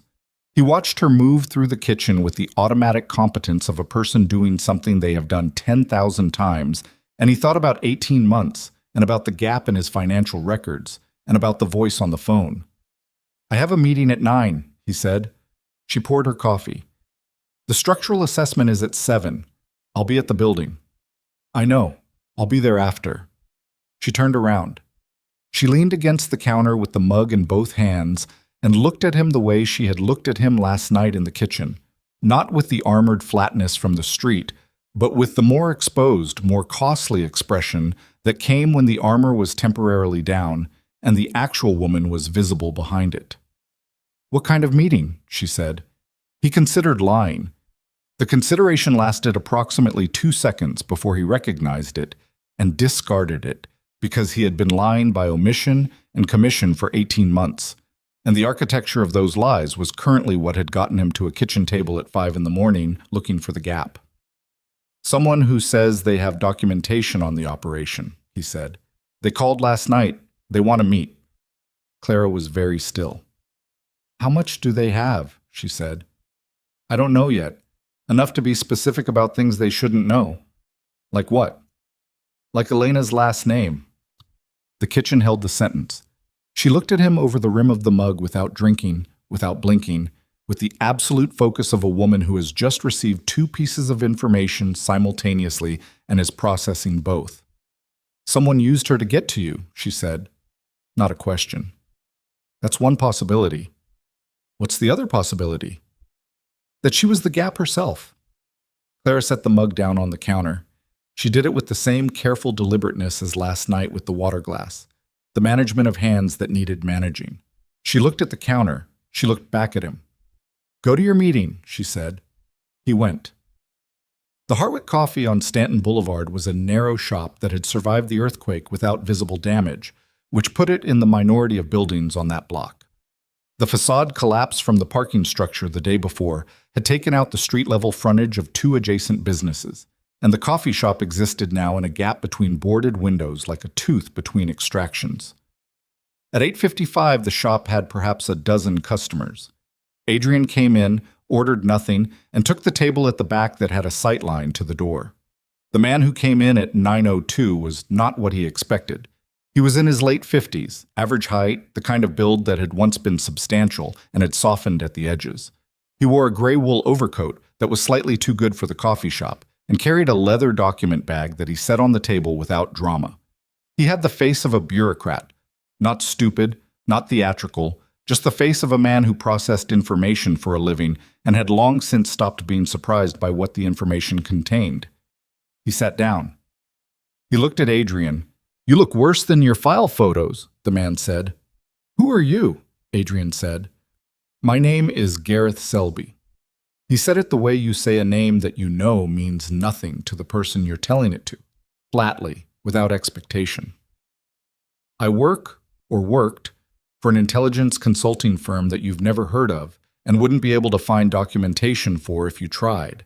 We were retained approximately 20 months ago by a client I'm not going to name to build a comprehensive profile of the Voss Syndicate's operations. 20 months. We started before Marlowe, though she became a useful data point once she appeared." Adrian looked at the document bag on the table. "Show me what you have." Selby reached into the bag. He removed a folder. Standard manila, 3 inches thick, tabbed. He set it on the table between them and did not open it. "What's in there, Butts?" he said, "is a complete operational map of the Voss Syndicate. Financial flows, personnel, arrangement contracts, supply chain documentation, the offshore account structure your money laundering operation runs through, everything." He paused. "Including the role played by your wife." Adrian's hands were flat on the table. He kept them flat. "What about my wife?" Clara Voss is not a passive participant in your organization. You know that. She has active signing authority on the laundering accounts. Her name is on the Kellner Street property management contracts that are the primary vehicle for the arrangement payments. She built the financial architecture of your operation, Mr. Voss. It runs on her systems, her structures, her design. Selby looked at him without expression. If this folder goes to federal financial crimes, you are both looking at RICO exposure, not as accessory, as co-architects. The coffee shop noise continued around them. Cups, conversation, the hiss of the espresso machine. It continued with the absolute indifference of the world to moments of private catastrophe. You said you were retained, Adrian said. Who retained you? I told you I'm not naming. Give me a category. Government, criminal, corporate. Selby considered this for a moment. He picked up the folder and put it back in the bag. Corporate, he said. An organization that has significant financial interests that currently conflict with the continued operation of the Voss Syndicate. An organization that has been patient because patience was operationally useful and is now, in the wake of yesterday's events and certain other developments, less patient. Denning, Adrian said. Selby neither confirmed nor denied. He did the bureaucratic thing, which was to move past the implication without acknowledging it. The people I represent, Selby said, are not interested in putting you in prison. Prison is a complicated outcome with unpredictable variables. What they're interested in is a restructuring of your operation's territorial arrangements. The Denning organization believes that certain Port District operations currently under Voss control should transition to their management. They also believe the financial percentage on the Kellner Street arrangements should be renegotiated.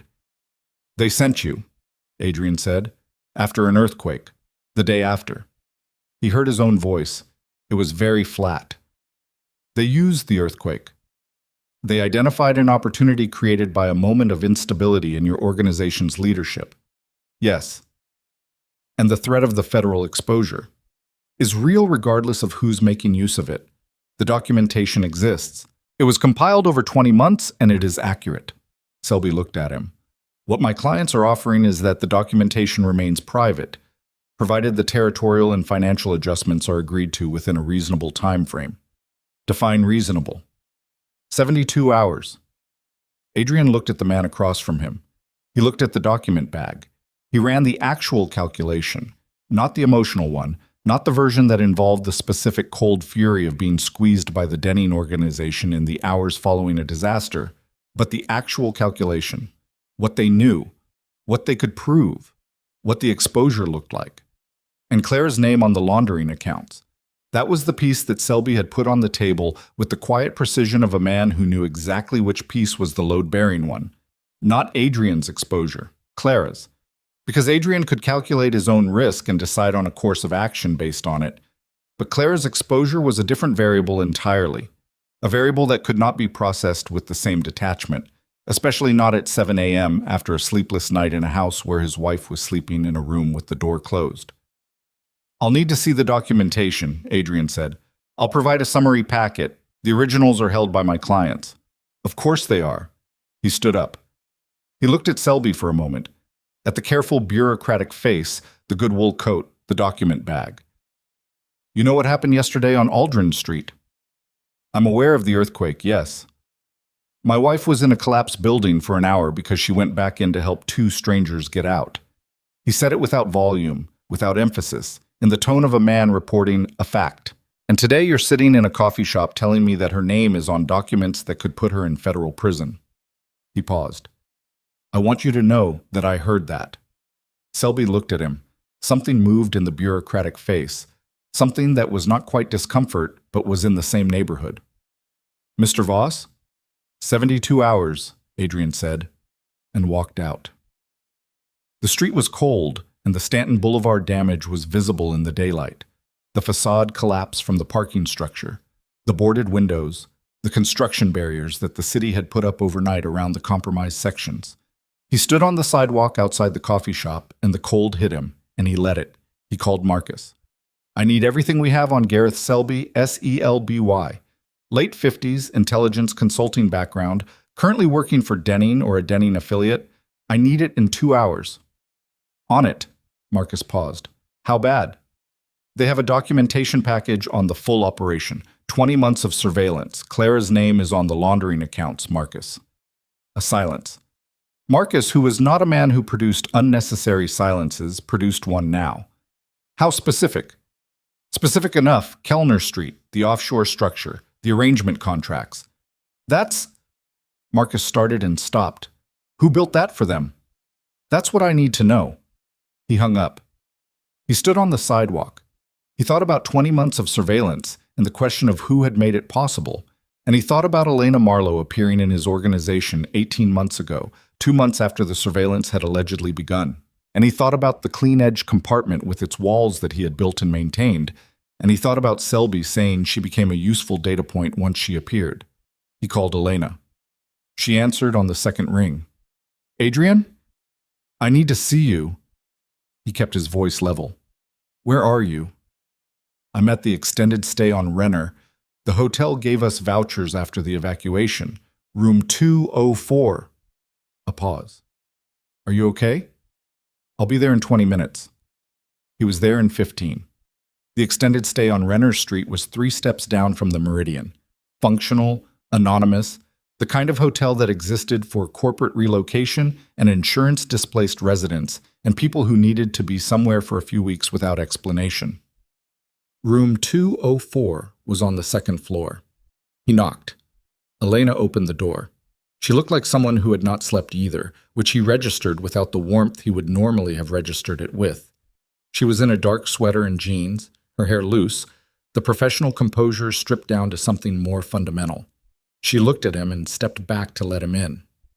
The room was small, a bed, a desk, a window facing the interior courtyard. She had her laptop open on the desk and papers arranged beside it in the organized way she arranged everything.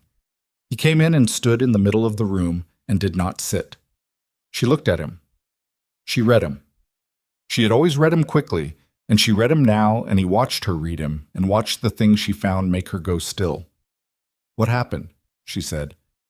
I met someone this morning, a man named Selby. He works for an intelligence firm retained by the Denning organization. He watched her face. They've built a documentation package on my operation. 20 months of surveillance. Elena was still. He knew your name, Adrian said. Your last name, specifically. A lot of people in Crestholm know my name, Adrian. I'm listed on 4 Voss development permit applications. He didn't mean the permit applications. He looked at her. He knew what you are to me, specifically, in a context that isn't on any permit application. She held his look. Her face was doing the thing that faces did when they were being carefully managed. The careful neutrality that required effort, and the effort was visible if you knew what to look for. He had known her for 18 months. He knew what to look for. You think I told someone, she said. I think someone has information they shouldn't have, and you're the most direct line between my private life and the outside. That's... She exhaled. Adrian, I have never said a word to anyone about us, about anything I know about your operation. I signed the NDA when I joined Voss Development, and I have... Elena. He said her name, and it stopped her. He said it with the specific quietness of a question that was not a question. The man I met this morning said the surveillance started 20 months ago. You joined Voss Development 18 months ago. The room was very quiet. He could have been wrong about the timeline, she said, but she said it 2 seconds late, and 2 seconds was long enough, and he saw it. Elena. I am not. She turned away from him. She walked to the window and stood with her back to him and her arms crossed over her chest, looking at the courtyard. He could see her shoulders. He could see the specific set of them that meant she was carrying something at high pressure. He had seen that posture before. He had misread what it meant before. How long? He said. She did not answer. How long? He said again, quietly, not a third time. She turned around. Her face had changed. The careful neutrality was gone, and what was underneath it was not the thing he had been seeing for 18 months, not the composed, self-possessed woman who operated with clean-edge discipline. It was something more complicated and more damaged, the face of a person who has been in a position they built themselves and has found that positions you build yourself are the ones you can least escape. They came to me before I came to Voss Development, she said. A year before. The consulting firm. A man who said his client had interests in the Crest home development market and needed someone with access. She looked at him. Her voice was even, and it was even at enormous cost. I needed the money. I needed it specifically and urgently in a way I'm not going to explain right now. They offered a consulting arrangement on top of whatever salary I earned at whatever position I could get. All I had to do was document, not act, not interfere. Document. Adrian felt the room rearrange itself, not physically. The way rooms rearranged when the information in them changed, when the architecture of what you understood shifted, and the walls were in different places than you had believed. Document what? He said. Whatever I saw, whatever I could access.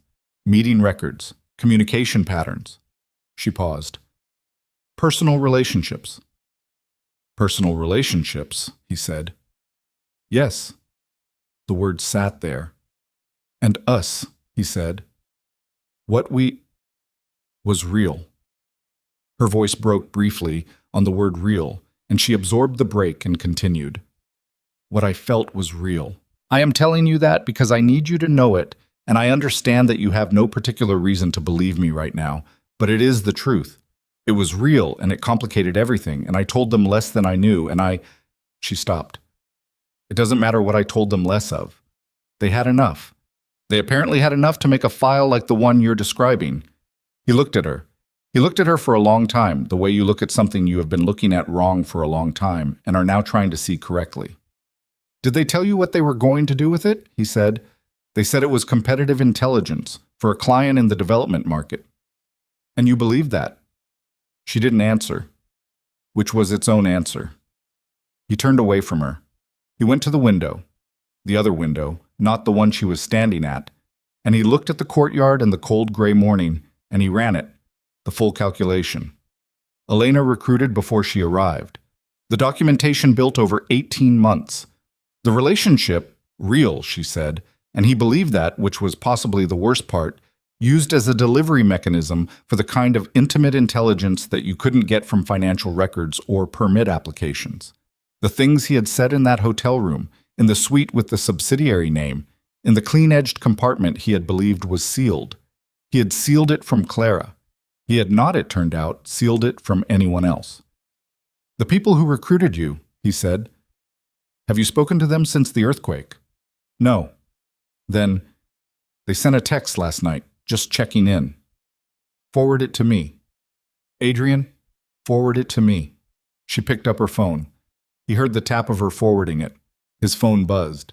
He looked at the forwarded text. The number. He read it twice. He put the phone in his pocket. He went to the door. Adrian? Her voice behind him had lost the composed register entirely. It was something rawer than he had ever heard from her. Not performance, not management. I know what I did. I know what category it goes in. I'm not asking you to. I'm not asking for anything, but I need you to know that whatever happened between us was not part of the assignment. It was never part of the assignment. He stood at the door with his hand on the handle. He did not turn around. It doesn't matter, he said, not cruelly, as a fact. What it was to you doesn't change what it did. He walked out. In the corridor of the extended stay on Renner Street, with the thin carpet and the fluorescent light and the sound of someone's television through a wall, Adrian Voss stopped walking and stood still. He had been betrayed. He had been surveilled, manipulated, and used as an intelligence asset by a woman he had chosen, and the product of that betrayal was currently sitting in a leather document bag in the possession of Gareth Selby, and it contained Claire's name on the laundering accounts. And Denning wanted the Port District operations, and the timeline was 72 hours. He thought about that. He thought about what he had, and what he didn't have, and what the options were. He ran it the way Marcus ran logistics, without sentiment, without editorial, clean. Option 1, negotiate with Denning, give them the port operations and the percentage adjustment, and keep the documentation private. This preserved the organization at reduced capacity and bought time to rebuild leverage. But it also established precedent, gave Denning proof that he could be squeezed, which was an invitation for the next squeeze and the one after that. Option 2. Find the documentation and destroy it before any of it reached federal hands. This required knowing where it was held, which he didn't yet. It required resources and speed and a willingness to take action that could itself become exposure. High risk, potentially high reward. Option 3. And this one he did not want to look at directly, but looked at directly because he had spent the night learning what happened when you didn't look at things directly. Option 3 was to understand that the thing he was trying to protect was not protectable in its current form. The organization had been built on a foundation that had failing columns. He had known they were failing. He had looked at the stress reports and told himself the word that Tomas had said. Not critical yet. He had told himself the compartments were sealed when they weren't. He had been running an operation held together by the specific competence of a woman whose name was on the laundering accounts. And he had spent 18 months treating her like infrastructure, present, load-bearing, unremarkable, while he looked somewhere else. And now the wall was down. He walked out of the extended stay and into the morning and called Marcus. "I know who the gap was," he said. Marcus was quiet for a moment. "Elena Marlowe. Recruited before she came to us. I want to know every meeting record she had access to, every communication that passed through the external communications office for the last 18 months. I want to know what they actually have. That's going to do it fast." He paused. "And Marcus, the text number from Selby's contact. I'm forwarding it to you now." He forwarded it. "Find me who that number belongs to, not who it's registered to, who it actually belongs to." He arrived at the Voss building at 9:55. The structural assessment team was already inside. He could see them through the lobby's intact glass front, moving through the damaged interior with lights and instruments. The yellow barrier tape on the building exterior moved in the cold wind. Clara was outside, on the sidewalk, with Tomas and 2 assessment team members. She had her black notebook. She was listening to Tomas with the focused attention that she gave to things that required it, and she looked, from across the width of Aldrin Street, exactly like herself. Contained, functional, doing the thing in front of her. He crossed the street. She looked up as he approached. She registered his face, the specific set of it after the meeting at Harwick and the room at the extended stay. With the accuracy she always registered him.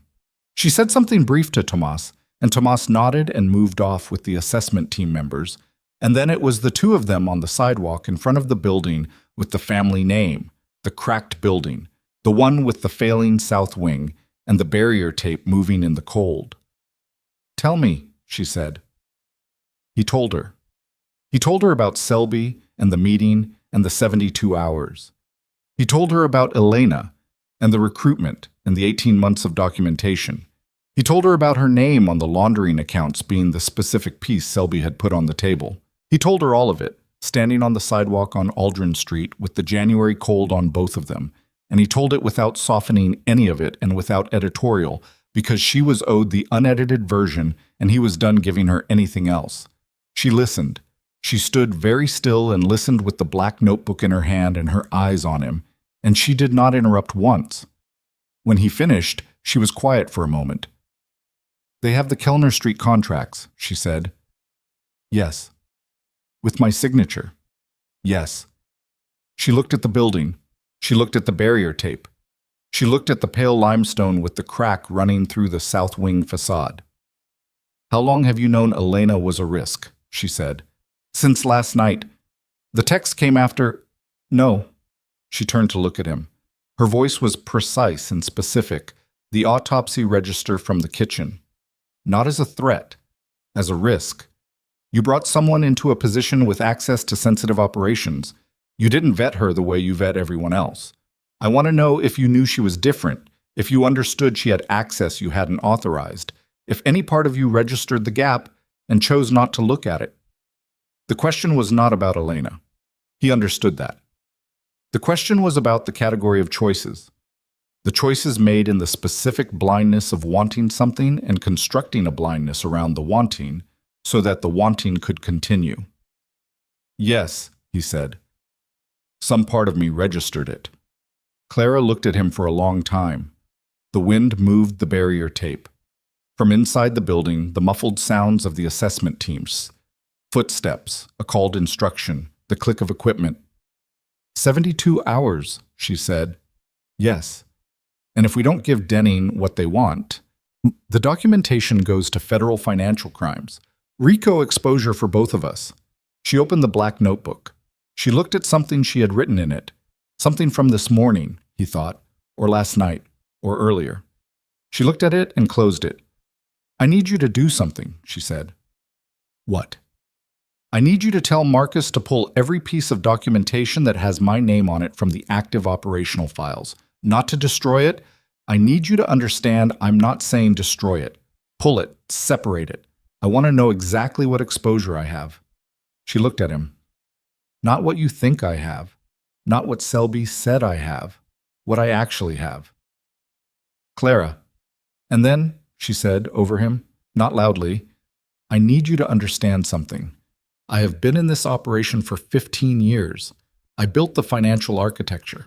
I know exactly what the exposure is, and I know exactly what the options are. And if you think this is the moment where you manage me and make the decisions and tell me what's going to happen, then you have fundamentally misunderstood what kind of woman you have been married to. He looked at her. I'm not managing you, he said. You have been managing me for a long time, she said. What you call trusting my competence and what I call being taken for granted are the same action from different directions. Not today. I'm not something you manage today. He heard it. He let it land. What do you want to do? He said. She looked at the building, at the pale limestone, the crack, the tape, the thing that had been standing before the earthquake and was now in the condition it was in. I want to know who Selby's client actually is, she said. Not Denning as a category. The specific individual in the Denning organization who authorized this. Because Denning is not a monolith, and this specific move, the timing, the use of personal intelligence, the 72 hours, this is someone inside Denning who is making a play that the full Denning organization may not have sanctioned. He had not thought of it that way. He had taken Selby at face value. Denning as client. The demand is organizational. He had not decomposed the demand into its components and asked who specifically inside Denning would benefit from this specific outcome. If it's a faction, he said, following it, then there are people in Denning who don't know this is happening. People who might have a problem with one of their own using a federal documentation threat against a business partner. People who might find the approach, she paused, chose the word with care, destabilizing. He looked at his wife. He looked at her the way he had not looked at her in a long time, not as infrastructure, not as the capable constant in the background, but as the person who had just, in 48 hours, survived an earthquake, and a collapsed building, and a husband's confession, and a federal extortion threat, and had come out the other side with a clearer strategic picture than he had. You've been thinking about this since I told you about Selby, he said. I've been thinking about this since last night when you told me someone had sent a text, she said. I know your operation, Adrian. I know it better than you think I do. I built the parts that work. His phone rang. Marcus. He answered it. The text number, Marcus said. It's not registered to any consulting firm. It comes back to a personal account under the name Victor Crane. Crane is listed as a financial director in the Denning organization's property development division. Marcus paused. He's also the individual who's been pushing for the Port District renegotiation internally, the one we heard about through the Denning contact 3 months ago. Adrian looked at Clara. She was watching him. Victor Crane, he said. Something happened in Clara's face. Small, controlled, but he caught it. A slight shift at the corner of her eyes. She knew that name. He could see that she knew it. Clara, he said. She held his look for a moment. Then she said, Victor Crane and I went to the same graduate finance program, 17 years ago, before you and I met. She paused. He asked me out twice. I said no both times. Another pause. He did not take it particularly well. The January cold held them both on the sidewalk in front of the cracked building with the family name, and Adrian Voss understood, in the specific clarity that arrived only at the moments when everything else had been stripped away, that this was not a corporate play. This was personal. and it had been built with patience and precision over 20 months using his own choices as the material. His choices, his blindness, his compartments, aimed not at the destruction of the Voss organization, but at the destruction of the woman who had built the part of it that worked. His phone was still in his hand. He looked at it. He looked at Clara. He thought about what kind of man he had been for 15 years and what kind of man that had made him, and whether the man standing on this sidewalk was the same one or a different one, and he understood that the answer to that question was the only answer that was going to matter in the next 72 hours. The building creaked behind them. The assessment team was somewhere in the south wing, and Adrian Voss, for the first time in a very long time, had no idea what came next, only that whatever it was, he could not build it from the materials he had been using. Those materials had failed.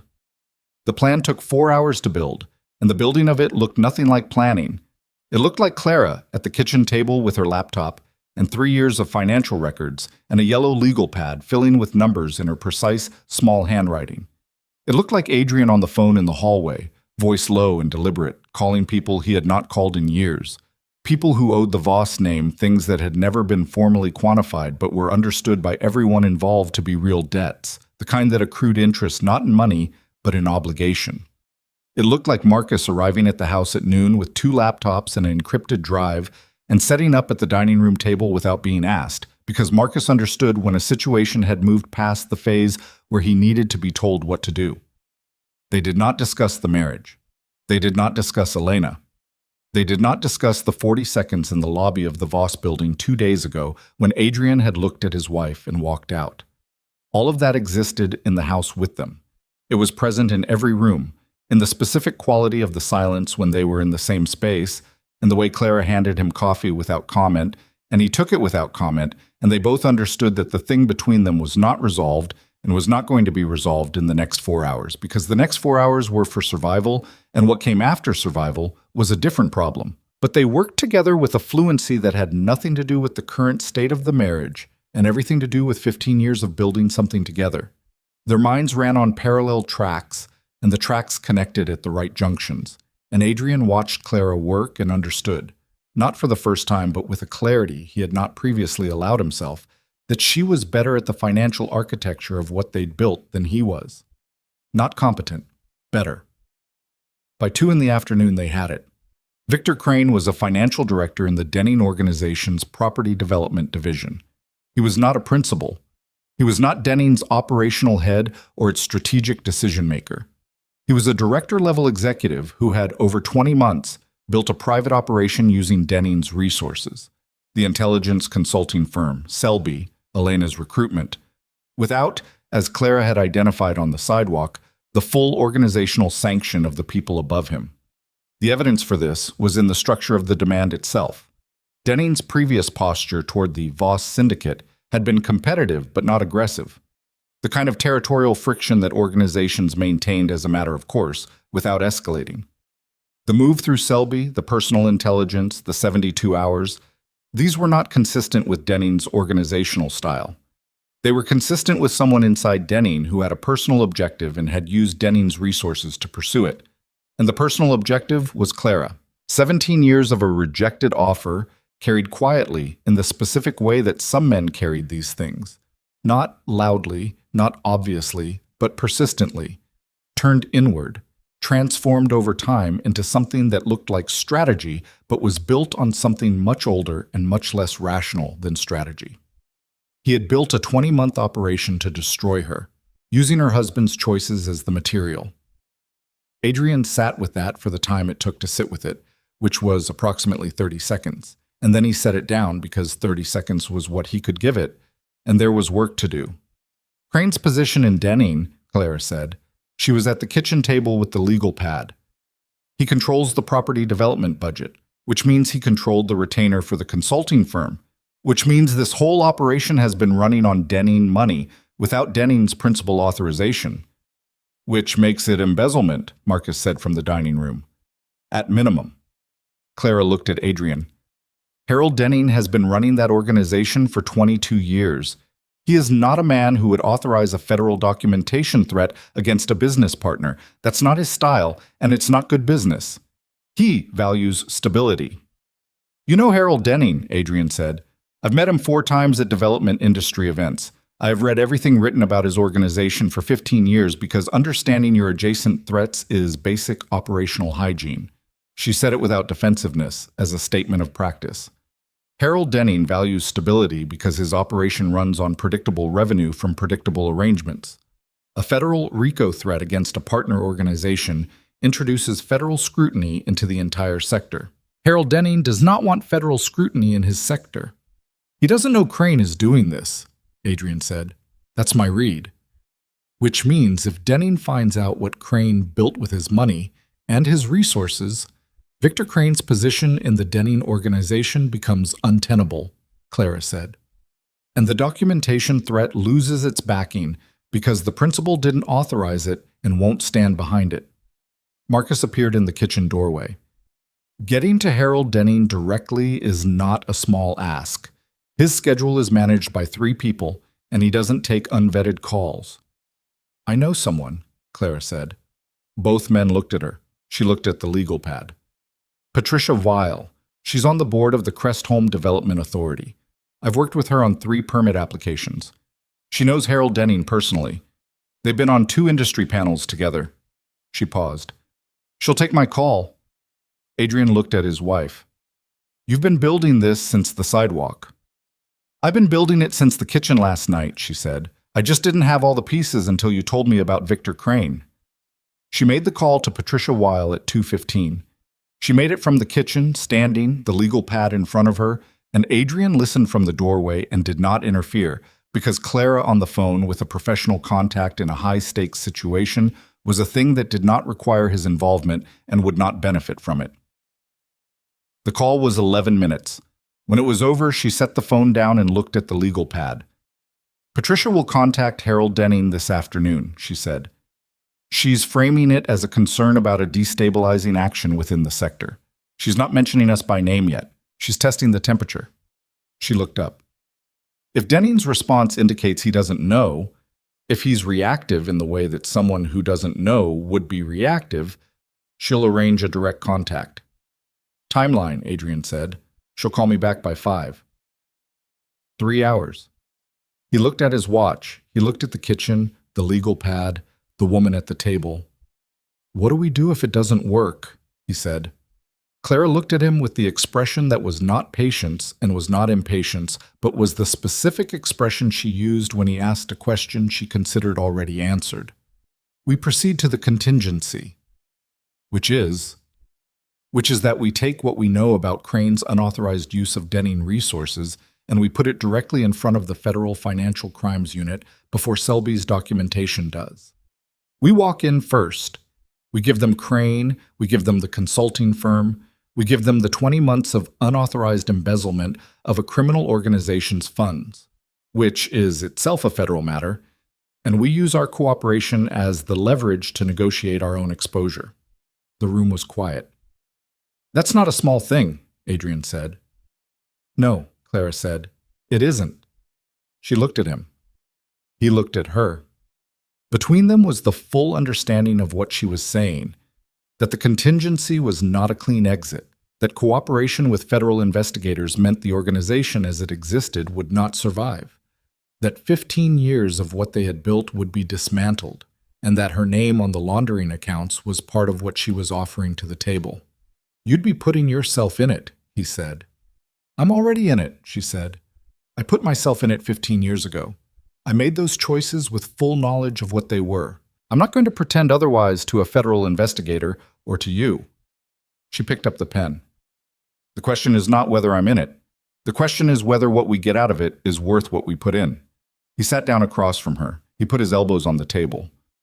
Clara, he said. She looked up. I'm sorry, he said. It was not adequate. He knew it was not adequate. He said it anyway, because it was the only true thing available to him in this moment, and she deserved true things. She looked at him for a moment. Her expression did not soften and did not harden. It stayed exactly where it was.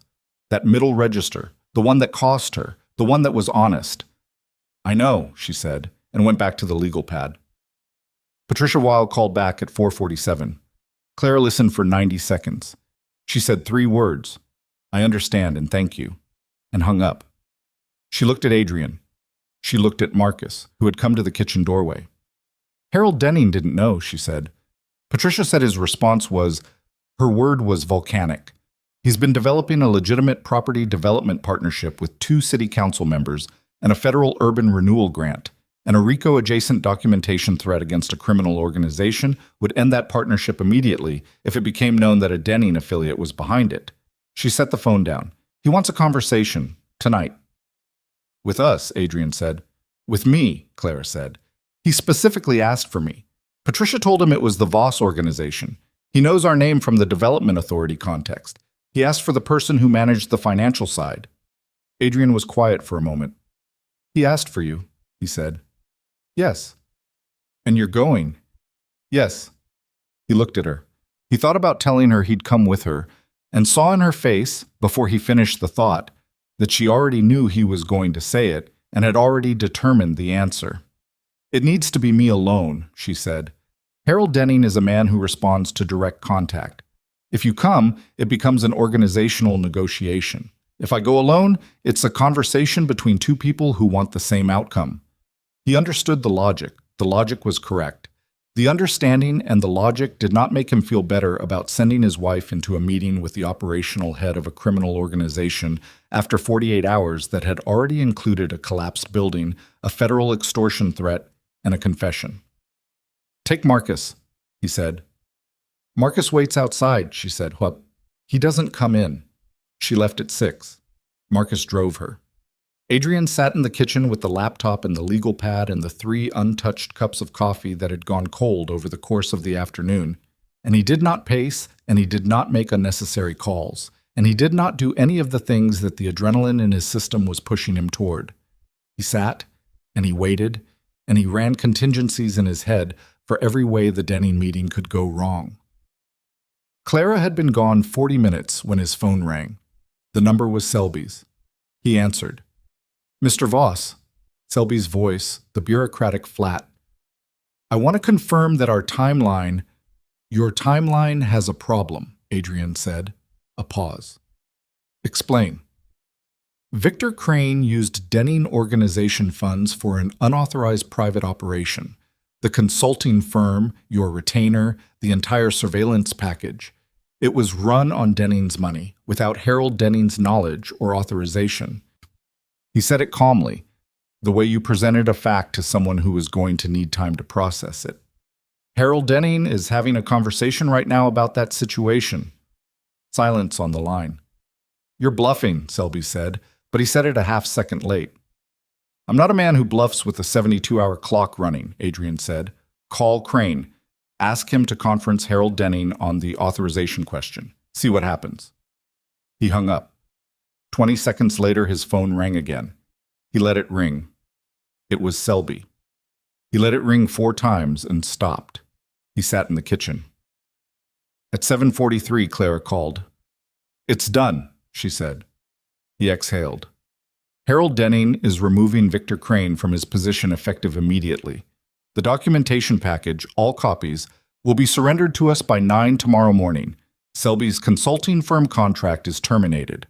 She paused. Harold Denning also wants it known that the Port District operations and the Kellner Street arrangements remain under our organization's management. He's not interested in destabilizing the sector. What did you give him? Adrian said. Nothing he didn't already want. He wanted a legitimate development partner for the city council project, someone with the right permit relationships and the right city authority contacts. I offered Voss Development as a consulting partner on the urban renewal grant application. Another pause. The legitimate side of Voss Development. No other components. Clara, the other components are a different conversation, she said. We'll have it, not tonight. He heard Marcus in the background, the car engine, the sound of the city outside the windows. Are you okay? He said. She was quiet for a moment. I'm functional, she said. I'll be home in 20 minutes. She came in through the front door at 8:15, and she looked like a woman who had done something very difficult in a very compressed period of time, and had done it successfully and was now running on the fumes of the adrenaline that had carried her through it. She set her bag down in the hallway. She took off her coat. She looked at him where he was standing at the kitchen doorway. "Crane," she said. "Selby called me when you were in the meeting. I told him about the Denning situation. He hasn't called back. Crane will be too busy managing his own survival to think about us tonight." She walked past him to the kitchen. She picked up one of the cold coffees and looked at it and put it down. "We need to talk about what comes next. The organization." "I know." "Not the Denning situation. That's managed. I mean, the structure, the operation." She turned around. She leaned against the counter, arms crossed, in the posture that meant she was not finished thinking but had reached a pause point. "The documentation exists. Selby's copies come back to us tomorrow, but Selby built it from sources. The sources don't unexist. Someone else can build the same package from the same sources in another 18 months. "I know," he said. "So the question is whether we spend the next 18 months waiting for the next Crane, or whether we change what there is to document." He looked at her. "You're talking about dismantling it," he said. "I'm talking about a managed transition," she said. "There's a difference. Dismantling is what happens when the wall comes down. A managed transition is what happens when you see the stress fractures and you act before the wall comes down." She looked at him. "We should have seen these fractures a long time ago." He thought about Tomas on the 4th floor that morning, the morning that felt like it belonged to a different version of his life, pointing at the columns, explaining load transfer, saying not critical yet. And the way Adrian had looked at the numbers and heard not critical and stopped listening before yet. "The arrangement contracts," he said. "The protection payments. The supply chain. All of it," she said. "Not overnight. 3 years, maybe 4. A real transition to legitimate operations. The development side is real. It's been real for a long time. The urban renewal partnership with Denning gives us exactly the kind of positioning we need for the legitimate pivot to be credible. The people in our organization who aren't going to want that," he said, "are people we'll need to manage," she said. "Carefully. Some of them will transition with us. Some of them won't." She looked at him. "Marcus will." "Yes," Adrian said. "Marcus will." They were quiet for a moment. The kitchen held them in its warm light, the cold legal pad on the table, the 3 cold coffees, the yellow legal pad with Clara's precise handwriting. "I'm not doing this for the marriage," she said. "I need you to understand that. This is the right operational decision regardless of what happens with us personally. I need you to hear those as 2 separate things." "I hear them as 2 separate things," he said. "Good." She pushed off the counter. She picked up the legal pad. "I'm going to write up the transition framework tonight while it's clear in my head. I want Marcus to review it tomorrow." She moved toward the doorway. "Clara," he said. She stopped. She didn't turn around immediately. She stood with her back to him, and he could see the set of her shoulders. The cost still there, the thing she was carrying, the weight that was not going to be set down by the resolution of the Denning situation or the decision about the organization. "What I did," he said. "What I chose. I'm not going to tell you it didn't mean what it meant. I'm not going to build a story around it that makes it smaller than it is. I chose it, and I kept choosing it, and I used the fact that you were capable of carrying things to justify not carrying them myself." She turned around. "You left me in a building," she said. "Yes." "And went to her." "Yes." The word sat between them in the kitchen for a long moment, flat and irrefutable. "I don't know what I want to do about us," she said. "I want you to know that I'm genuinely uncertain. This isn't a negotiating position. I don't know." She paused. "What I know is that tonight I'm too tired to feel the right things about any of it, and I need to write the transition framework, and I need to sleep, and what I need from you right now is to not press me for a resolution that neither of us is in a condition to reach." "Okay," he said. "Okay," she said, and walked out of the kitchen. He heard her go upstairs. He heard the bedroom door close, not slam, close, the same deliberate close as the night before. He sat down at the kitchen table and looked at the cold coffees and the empty space where the legal pad had been. His phone buzzed. He looked at it. "Marcus. Selby called me. He's asking about a handoff arrangement for the documentation package. Wants to know if we want him to courier it tomorrow or if we're picking up. I think he's trying to reestablish a professional relationship." Adrian typed back. "Tell him we'll pick up. 9 a.m. And tell him his firm is not retained for anything going forward. He put the phone down. He sat in the kitchen for a long time. The house settled around him in its night sounds, the heating system, the structure, the old wood doing what old wood did in the cold. He thought about the last 48 hours as a sequence, not the emotional sequence, not the marriage sequence, but the pure operational sequence. And he looked for the thread that ran through it. The thread was Clara. That was the thread. Clara in the lobby the morning of the earthquake, already there, already working, covering for his absence without naming it. Clara in the stairwell, absorbing the wall impact and pushing forward. Clara's voice through the concrete gap, organized, calm, holding. Clara on the sidewalk, decomposing the denning threat within minutes of hearing it. Clara on the phone with Patricia Weil. Clara in the room with Harold Denning, alone, managing the outcome that his choices had made necessary. He had spent 15 years watching her do these things and calling it competence and not looking at what it actually was, which was the act of a person who had decided to hold something together and had held it together with a consistency that he had treated as infrastructure. He got up. He went to the sink.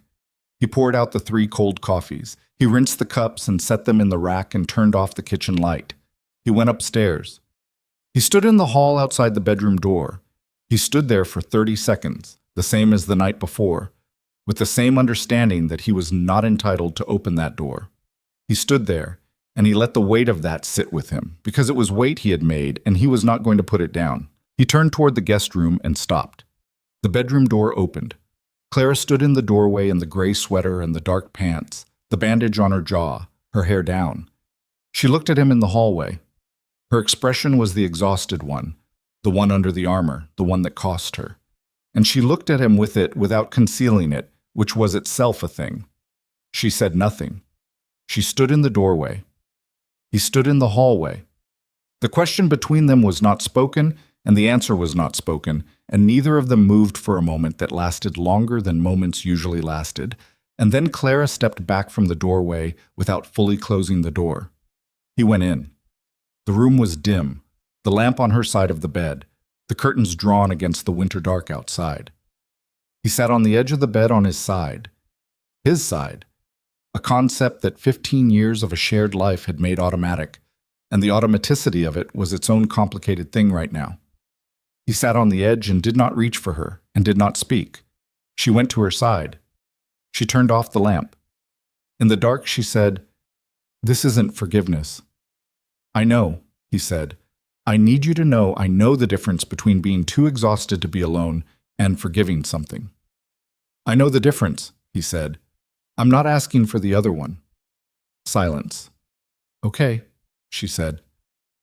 Outside, the January wind moved through the Delmore district, through the streets that were still being cleared of earthquake debris, through the city that was in the slow, unglamorous work of figuring out which of its broken things could be repaired and which ones had to be rebuilt from the ground up.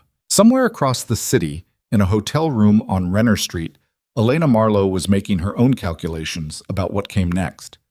Somewhere in the Denning organization, Victor Crane was discovering what it felt like to have a 20-month private operation collapse in a single evening. Gareth Selby was preparing a documentation package for 9 a.m. handoff. Marcus was reviewing the first draft of a transition framework he hadn't seen yet, but would recognize as Clara's work by the second page. And in the guest room down the hall, the bed was empty.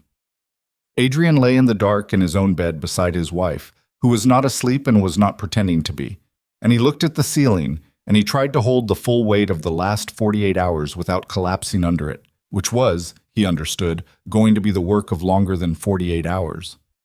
He was still looking at the ceiling when Clara's breathing changed, not to sleep, to the place before sleep, the place where the body begins to let go of what the mind is still holding. He heard it and felt, in the specific way of the moment, the full extent of what he had nearly lost. Not the organization, not the operational territory, not the financial architecture. Her. He had nearly lost her to a building that he had left her in.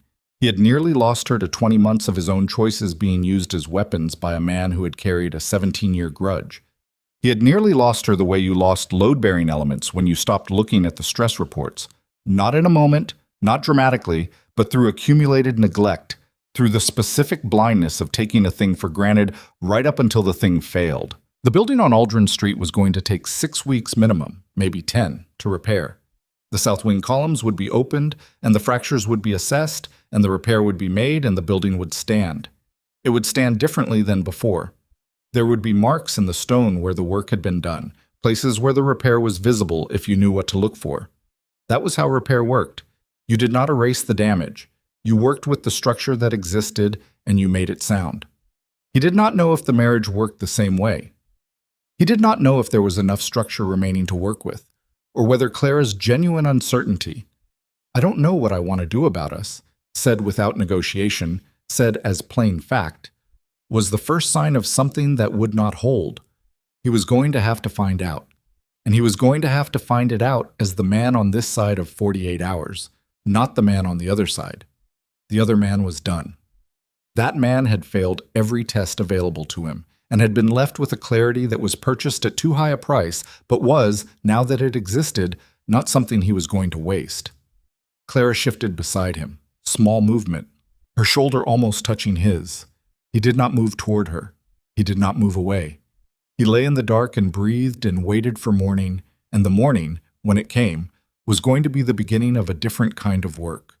Slower than the last 48 hours, less legible, without the clarifying pressure of a 72-hour clock. Just the work, the long, unheroic, unglamorous work of a man trying to rebuild something from materials that were honest about what they were. His phone lit up on the nightstand. He turned it face down without looking at it. Whatever it was could wait until morning. He was done, for tonight, with things that could not wait. The phone on the nightstand was a text from Marcus.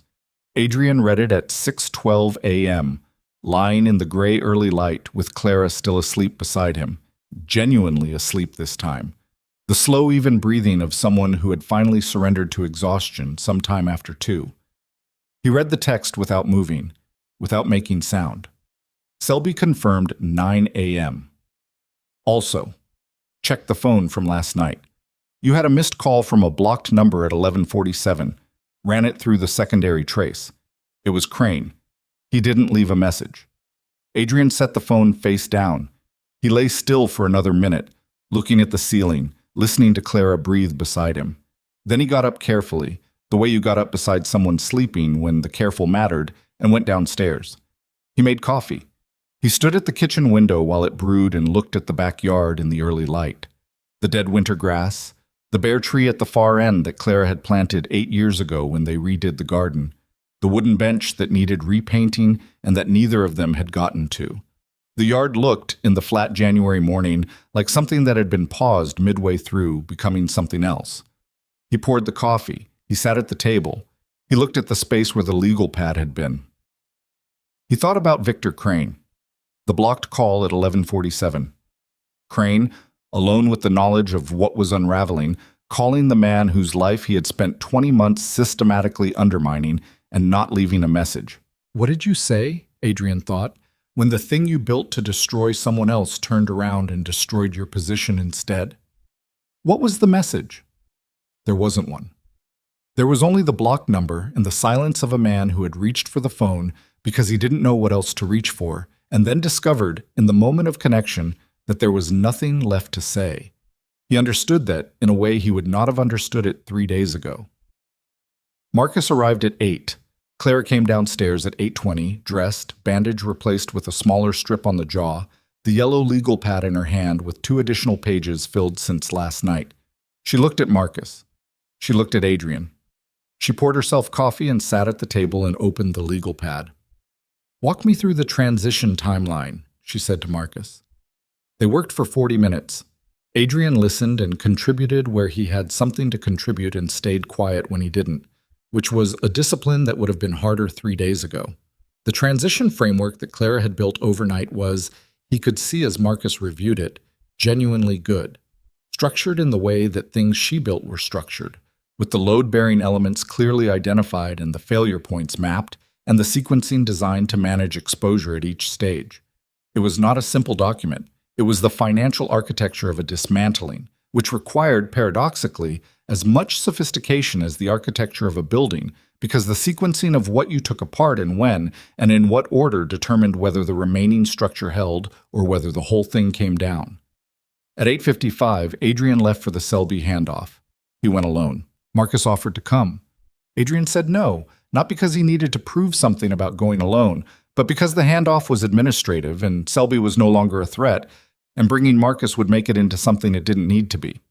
The handoff location was a law firm on Vander Street, not Selby's firm, a neutral party, a notarized transfer of documentation. Selby was already there when Adrian arrived. He looked worse than yesterday. The bureaucratic composure had thinned, and what was under it was the face of a man who had spent the night understanding that the engagement he had been running had collapsed in ways that would require significant explanation to the people above him. They did not shake hands.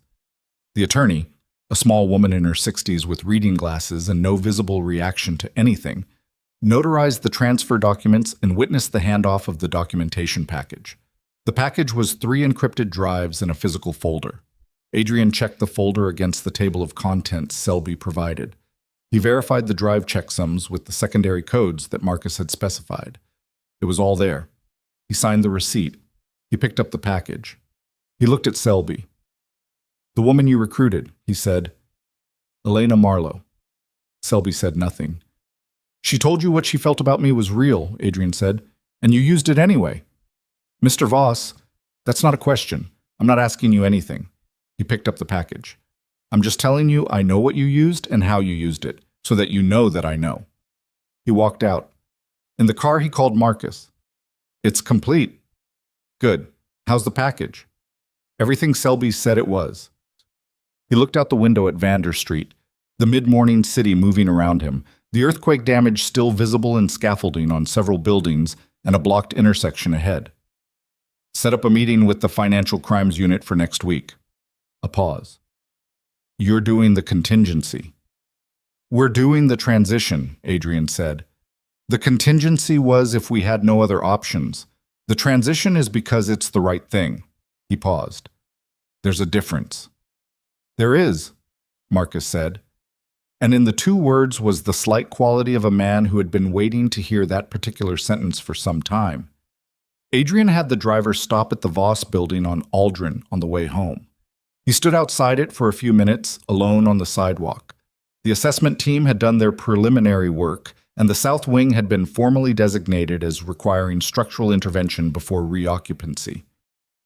The barrier tape was still there. The pale limestone face, cracked through the south wing, caught the mid-morning light the way it always had, the way his father had described it catching the light, the way his grandfather had imagined it would when he commissioned the building in a city he had arrived in with nothing. He looked at it for a while. He thought about his grandfather, who had been a man with a specific and unsentimental clarity about what things were, who had said, more than once in the few years Adrian had known him before he died, that the only things worth building were the things you were willing to stand next to when they were broken. He had not stood next to this one when it was breaking. He had left. He was standing next to it now, late. That was the truth of it. Late, not absent, and the difference mattered, but the lateness was real, and he was not going to construct a narrative around it that made it less real. He went home. The meeting with the Financial Crimes Unit happened 8 days later. Adrian and Clara went together with their attorney, a woman named Deborah Fisk, who had represented the Voss organization's legitimate interests for 11 years, and who, when Clara called her the morning after the earthquake and explained the situation in full, had said in the particular tone of a lawyer whose client has finally told them the truth, "I'll be there. And next time, tell me earlier." The meeting was 4 hours. Adrian spoke. Clara spoke. Deborah spoke. The 2 federal investigators on the other side of the table were a man named Okafor and a woman named Trask, and they were the kind of investigators who listened with complete attention and took notes by hand and did not telegraph their reactions, which was professional and correct, and also one of the most sustained uncomfortable experiences Adrian Voss had sat through in a life that had contained a number of sustained uncomfortable experiences. They gave Okafor and Trask everything, not selectively, everything. The arrangement contracts, the offshore structure, the protection payment history, the supply chain documentation. They gave them Victor Crane and the consulting firm and 20 months of surveillance built on embezzled funds. They gave them the names of officials whose cooperation had been purchased, the amounts, the dates. When it was over, Deborah walked them out to the street and stood on the sidewalk with them in the cold. "That went as well as it could have gone," she said. "What does that mean in practice?" Adrian said. "It means the cooperation framework is real. It means the RICO exposure for both of you is mitigated by the scope and quality of what you brought them. It means the next 18 months are going to be the kind of uncomfortable that's survivable." She looked at Clara. "The financial architecture documentation you provided, the organized presentation of it, that's going to matter. That demonstrated good faith in a way that testimony alone doesn't." Clara nodded. She was holding the black notebook. She had made notes throughout the 4-hour meeting in the precise small handwriting, and the notes were, Adrian knew, going to be transferred to the transition framework tonight or tomorrow, because Clara processed everything through the same mechanism, through the act of organizing it, structuring it, finding where the load-bearing elements were. They walked to the car. The three of them. And then Deborah peeled off toward her own car, and it was Adrian and Clara on the sidewalk.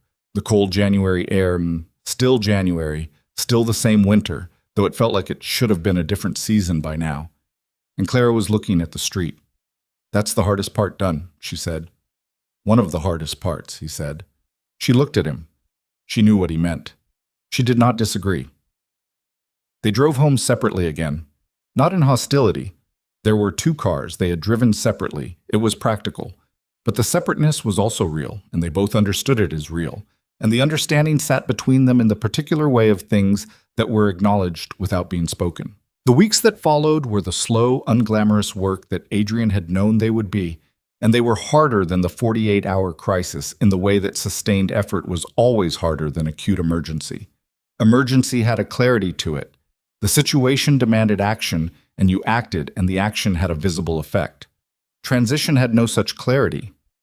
Transition was a series of days that looked mostly like ordinary days, each one containing decisions that were small individually and enormous cumulatively, and you could not see the shape of what you were building until you had built enough of it to stand back. Marcus managed the operational side of the transition with the same methodical competence he brought to everything. The arrangement contracts were terminated in sequence, starting with the ones carrying the highest exposure, working toward the ones that required more delicate unwinding because the relationships behind them were older and more complicated. Some of the people in the organization's network accepted the transition gracefully, or at least professionally. Some did not.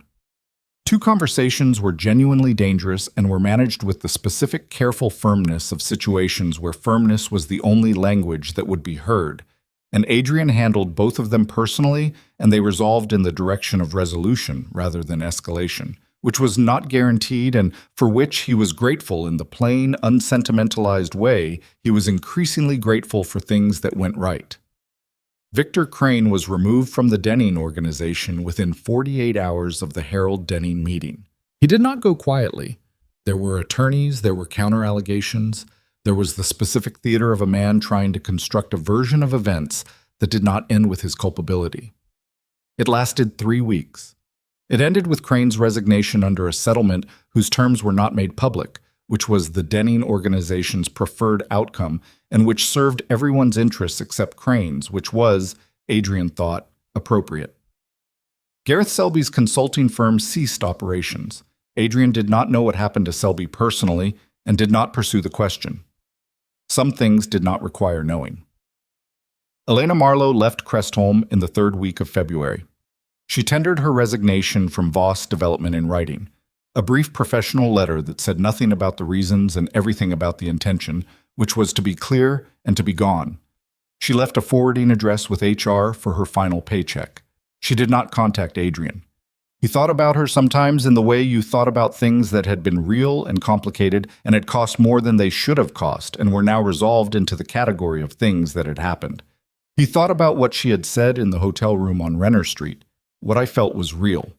And he believed it, and he believed that the belief did not reduce the damage and did not change what it had been used for. And he held both of those things at the same time and found that he could hold them both without needing to collapse them into a simpler story. He and Clara did not collapse their story into a simpler one either. What they did was harder. They stayed in the same house, in the same rooms, and they worked through the transition together the way they had built the organization together. With the fluency that came from 15 years of shared language and shared understanding, and the specific trust that came from knowing someone's mind well enough to predict their next 3 moves. That part of them functioned. It had always functioned, and it functioned now, and the functioning was real. The other part was not simple. Clara had told him she was genuinely uncertain about what she wanted to do about the marriage, and she had been telling him the truth. He watched her be uncertain, not dramatically, not in the ways that uncertainty sometimes displayed itself, with confrontation or withdrawal or the engineering of resolution. She was uncertain the way she was everything, with discipline. She got up in the morning and she did the work in front of her, and she was present in the house, and she was honest when he asked her direct questions, and she did not ask him to wait for her, or not to wait for her, or to do anything in particular. She was simply there, uncertain, functioning, honest. He did the same. He stopped managing her. He stopped the specific management that had been operating so long he had confused it with respect, the management that assumed her capacity and did not ask about her experience, that took her load-bearing function for granted and did not look at what the load was doing to the structure. He stopped and he learned what stopping felt like, which was uncomfortable in the way that genuine change was always uncomfortable, because genuine change required abandoning a habit of being that had organized itself over years and felt, even when it was wrong, like who you were. He began to understand who he had been, the specific architecture of his failures, the compartments and what they had been built to contain and what they had actually kept out versus what they had kept in. He understood that the compartments had not protected Clara from knowledge. She had known the shape of things, had always known, had chosen what to look at and what to file, and that choosing had been its own kind of management, her management of a situation she had not been invited to address directly. They had both been managing, and what they had been managing, underneath all of it, was the thing they were not saying to each other. He started saying it, slowly, in the specific halting way of a man learning a vocabulary he had never been taught, because no one had taught him, and he had not tried to learn it. He said things like, "I was not looking at you, and I knew I was not looking at you. And I think I was afraid that if I looked at you clearly, I would have to look at myself clearly. And I do not know if that is an explanation or an excuse. And I think the difference matters." He said these things at the kitchen table in the evenings sometimes, or in the car, or in the small pauses between one piece of work and the next. He said them without performance, without the expectation of absolution. Clara listened. She responded. Not always immediately. Sometimes she let something sit for a day and came back to it, which was her way, which he was learning to recognize as her way rather than avoidance. She said things he did not expect. She said, "I knew about the suite at the Meridian for 8 months before the earthquake," in the level tone of a woman reporting a fact. And she said, "I didn't confront it because I told myself the organization needed stability, and confrontation introduced instability, and I have been asking myself whether I believed that or whether I was afraid of the answer." She said, "I think I had been carrying things for so long that I forgot I was allowed to put them down." She said, "That is not your fault, and it is also not unrelated to you, with the specific precision of a woman who was interested in accuracy and not in simplification." These conversations were not resolutions. They did not end with reconciliation or clarity or the sense of something being put back the way it was. They ended the way honest conversations ended, with a slightly different understanding than existed before them, a slight shift in the map, and the knowledge that the territory was larger and more complicated than the previous map had shown. The Voss building's structural assessment was completed in late February. The south wing columns required full replacement, not repair, replacement, which was what Tomas had suspected when he saw the fracture pattern. It was more invasive than repair, more disruptive to the remaining structure, more expensive, but it was the honest solution.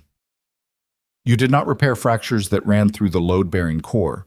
You replaced the element, and you built the connection to the existing structure carefully, and you made sure the joint was sound.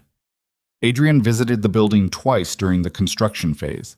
He walked the third-floor corridor where the compression slab had rested, now cleared and shored and in the early stages of the replacement work. He stood in the space where Clara had been, the tenant office, the exterior wall that she had put her people against because it was the right wall. The carpet had been pulled up, the windows were boarded, the space smelled of concrete and work. He stood in it for a few minutes. He did not perform anything. He stood in it and let it be what it was. A room where something had happened, where a choice had had its consequence, where the consequence had not been the worst possible one by the margin of a compressed shelter and a woman who knew to put people against the right wall. Gerald Foss, the tenant accountant, sent a card. A physical card, the kind people sent less frequently than they once had, with a brief handwritten note inside. For what it's worth, she kept us calm. If it's possible to be grateful for being in a collapsed building, I am, because of how it went. Please tell her. Adrian gave Clara the card. She read it at the kitchen table. She set it down and looked at it for a moment with an expression he could not fully read. Not the cost-managing expression, not the armored expression, something quieter than both. Then she picked it up and put it in the back of the black notebook. And he understood she was keeping it, and he understood why. In the third week of March, Clara told him she was going to stay. She did not say it dramatically. She said it on a Sunday morning at the kitchen table, with coffee, while he was reading something on his laptop and she was going through the transition timeline update. She set the legal pad down and looked at him and said, "I've decided I'm going to stay." He looked up. "I'm not staying because I've forgiven everything," she said.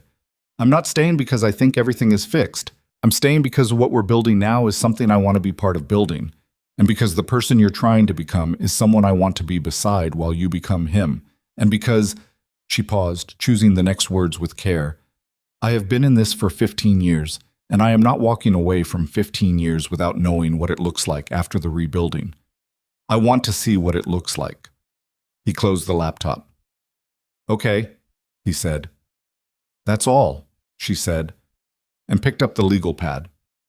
He looked at her for a moment, at the bandage that was now gone from her jaw, the scar that remained, fine and diagonal, that would lighten over time but would not disappear.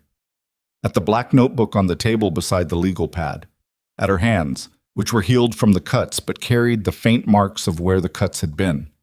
He looked at her, and she was looking at the legal pad, and it was an ordinary Sunday morning in March, and the city outside was continuing its slow recovery from an earthquake that had broken things and displaced people and revealed, in the particular way that disasters revealed, the difference between the structures that held and the structures that had been maintained by the assumption that they would hold. He went back to what he was reading. She went back to the legal pad. The coffee was warm and the kitchen was quiet, and outside the window the backyard tree was beginning, in the specific tentative way of March, to suggest the possibility of what it would be in another month. The transition took 3 years, not 4, 3. Because Clara's financial architecture for the dismantling was as efficient as her financial architecture for everything, and because Marcus's operational management of the sequencing kept the exposure contained, and because the cooperation framework with federal investigators Okafor and Trask held and generated the outcomes Deborah Fisk had told them were possible if they were thorough and consistent and honest, which they were. Voss Development.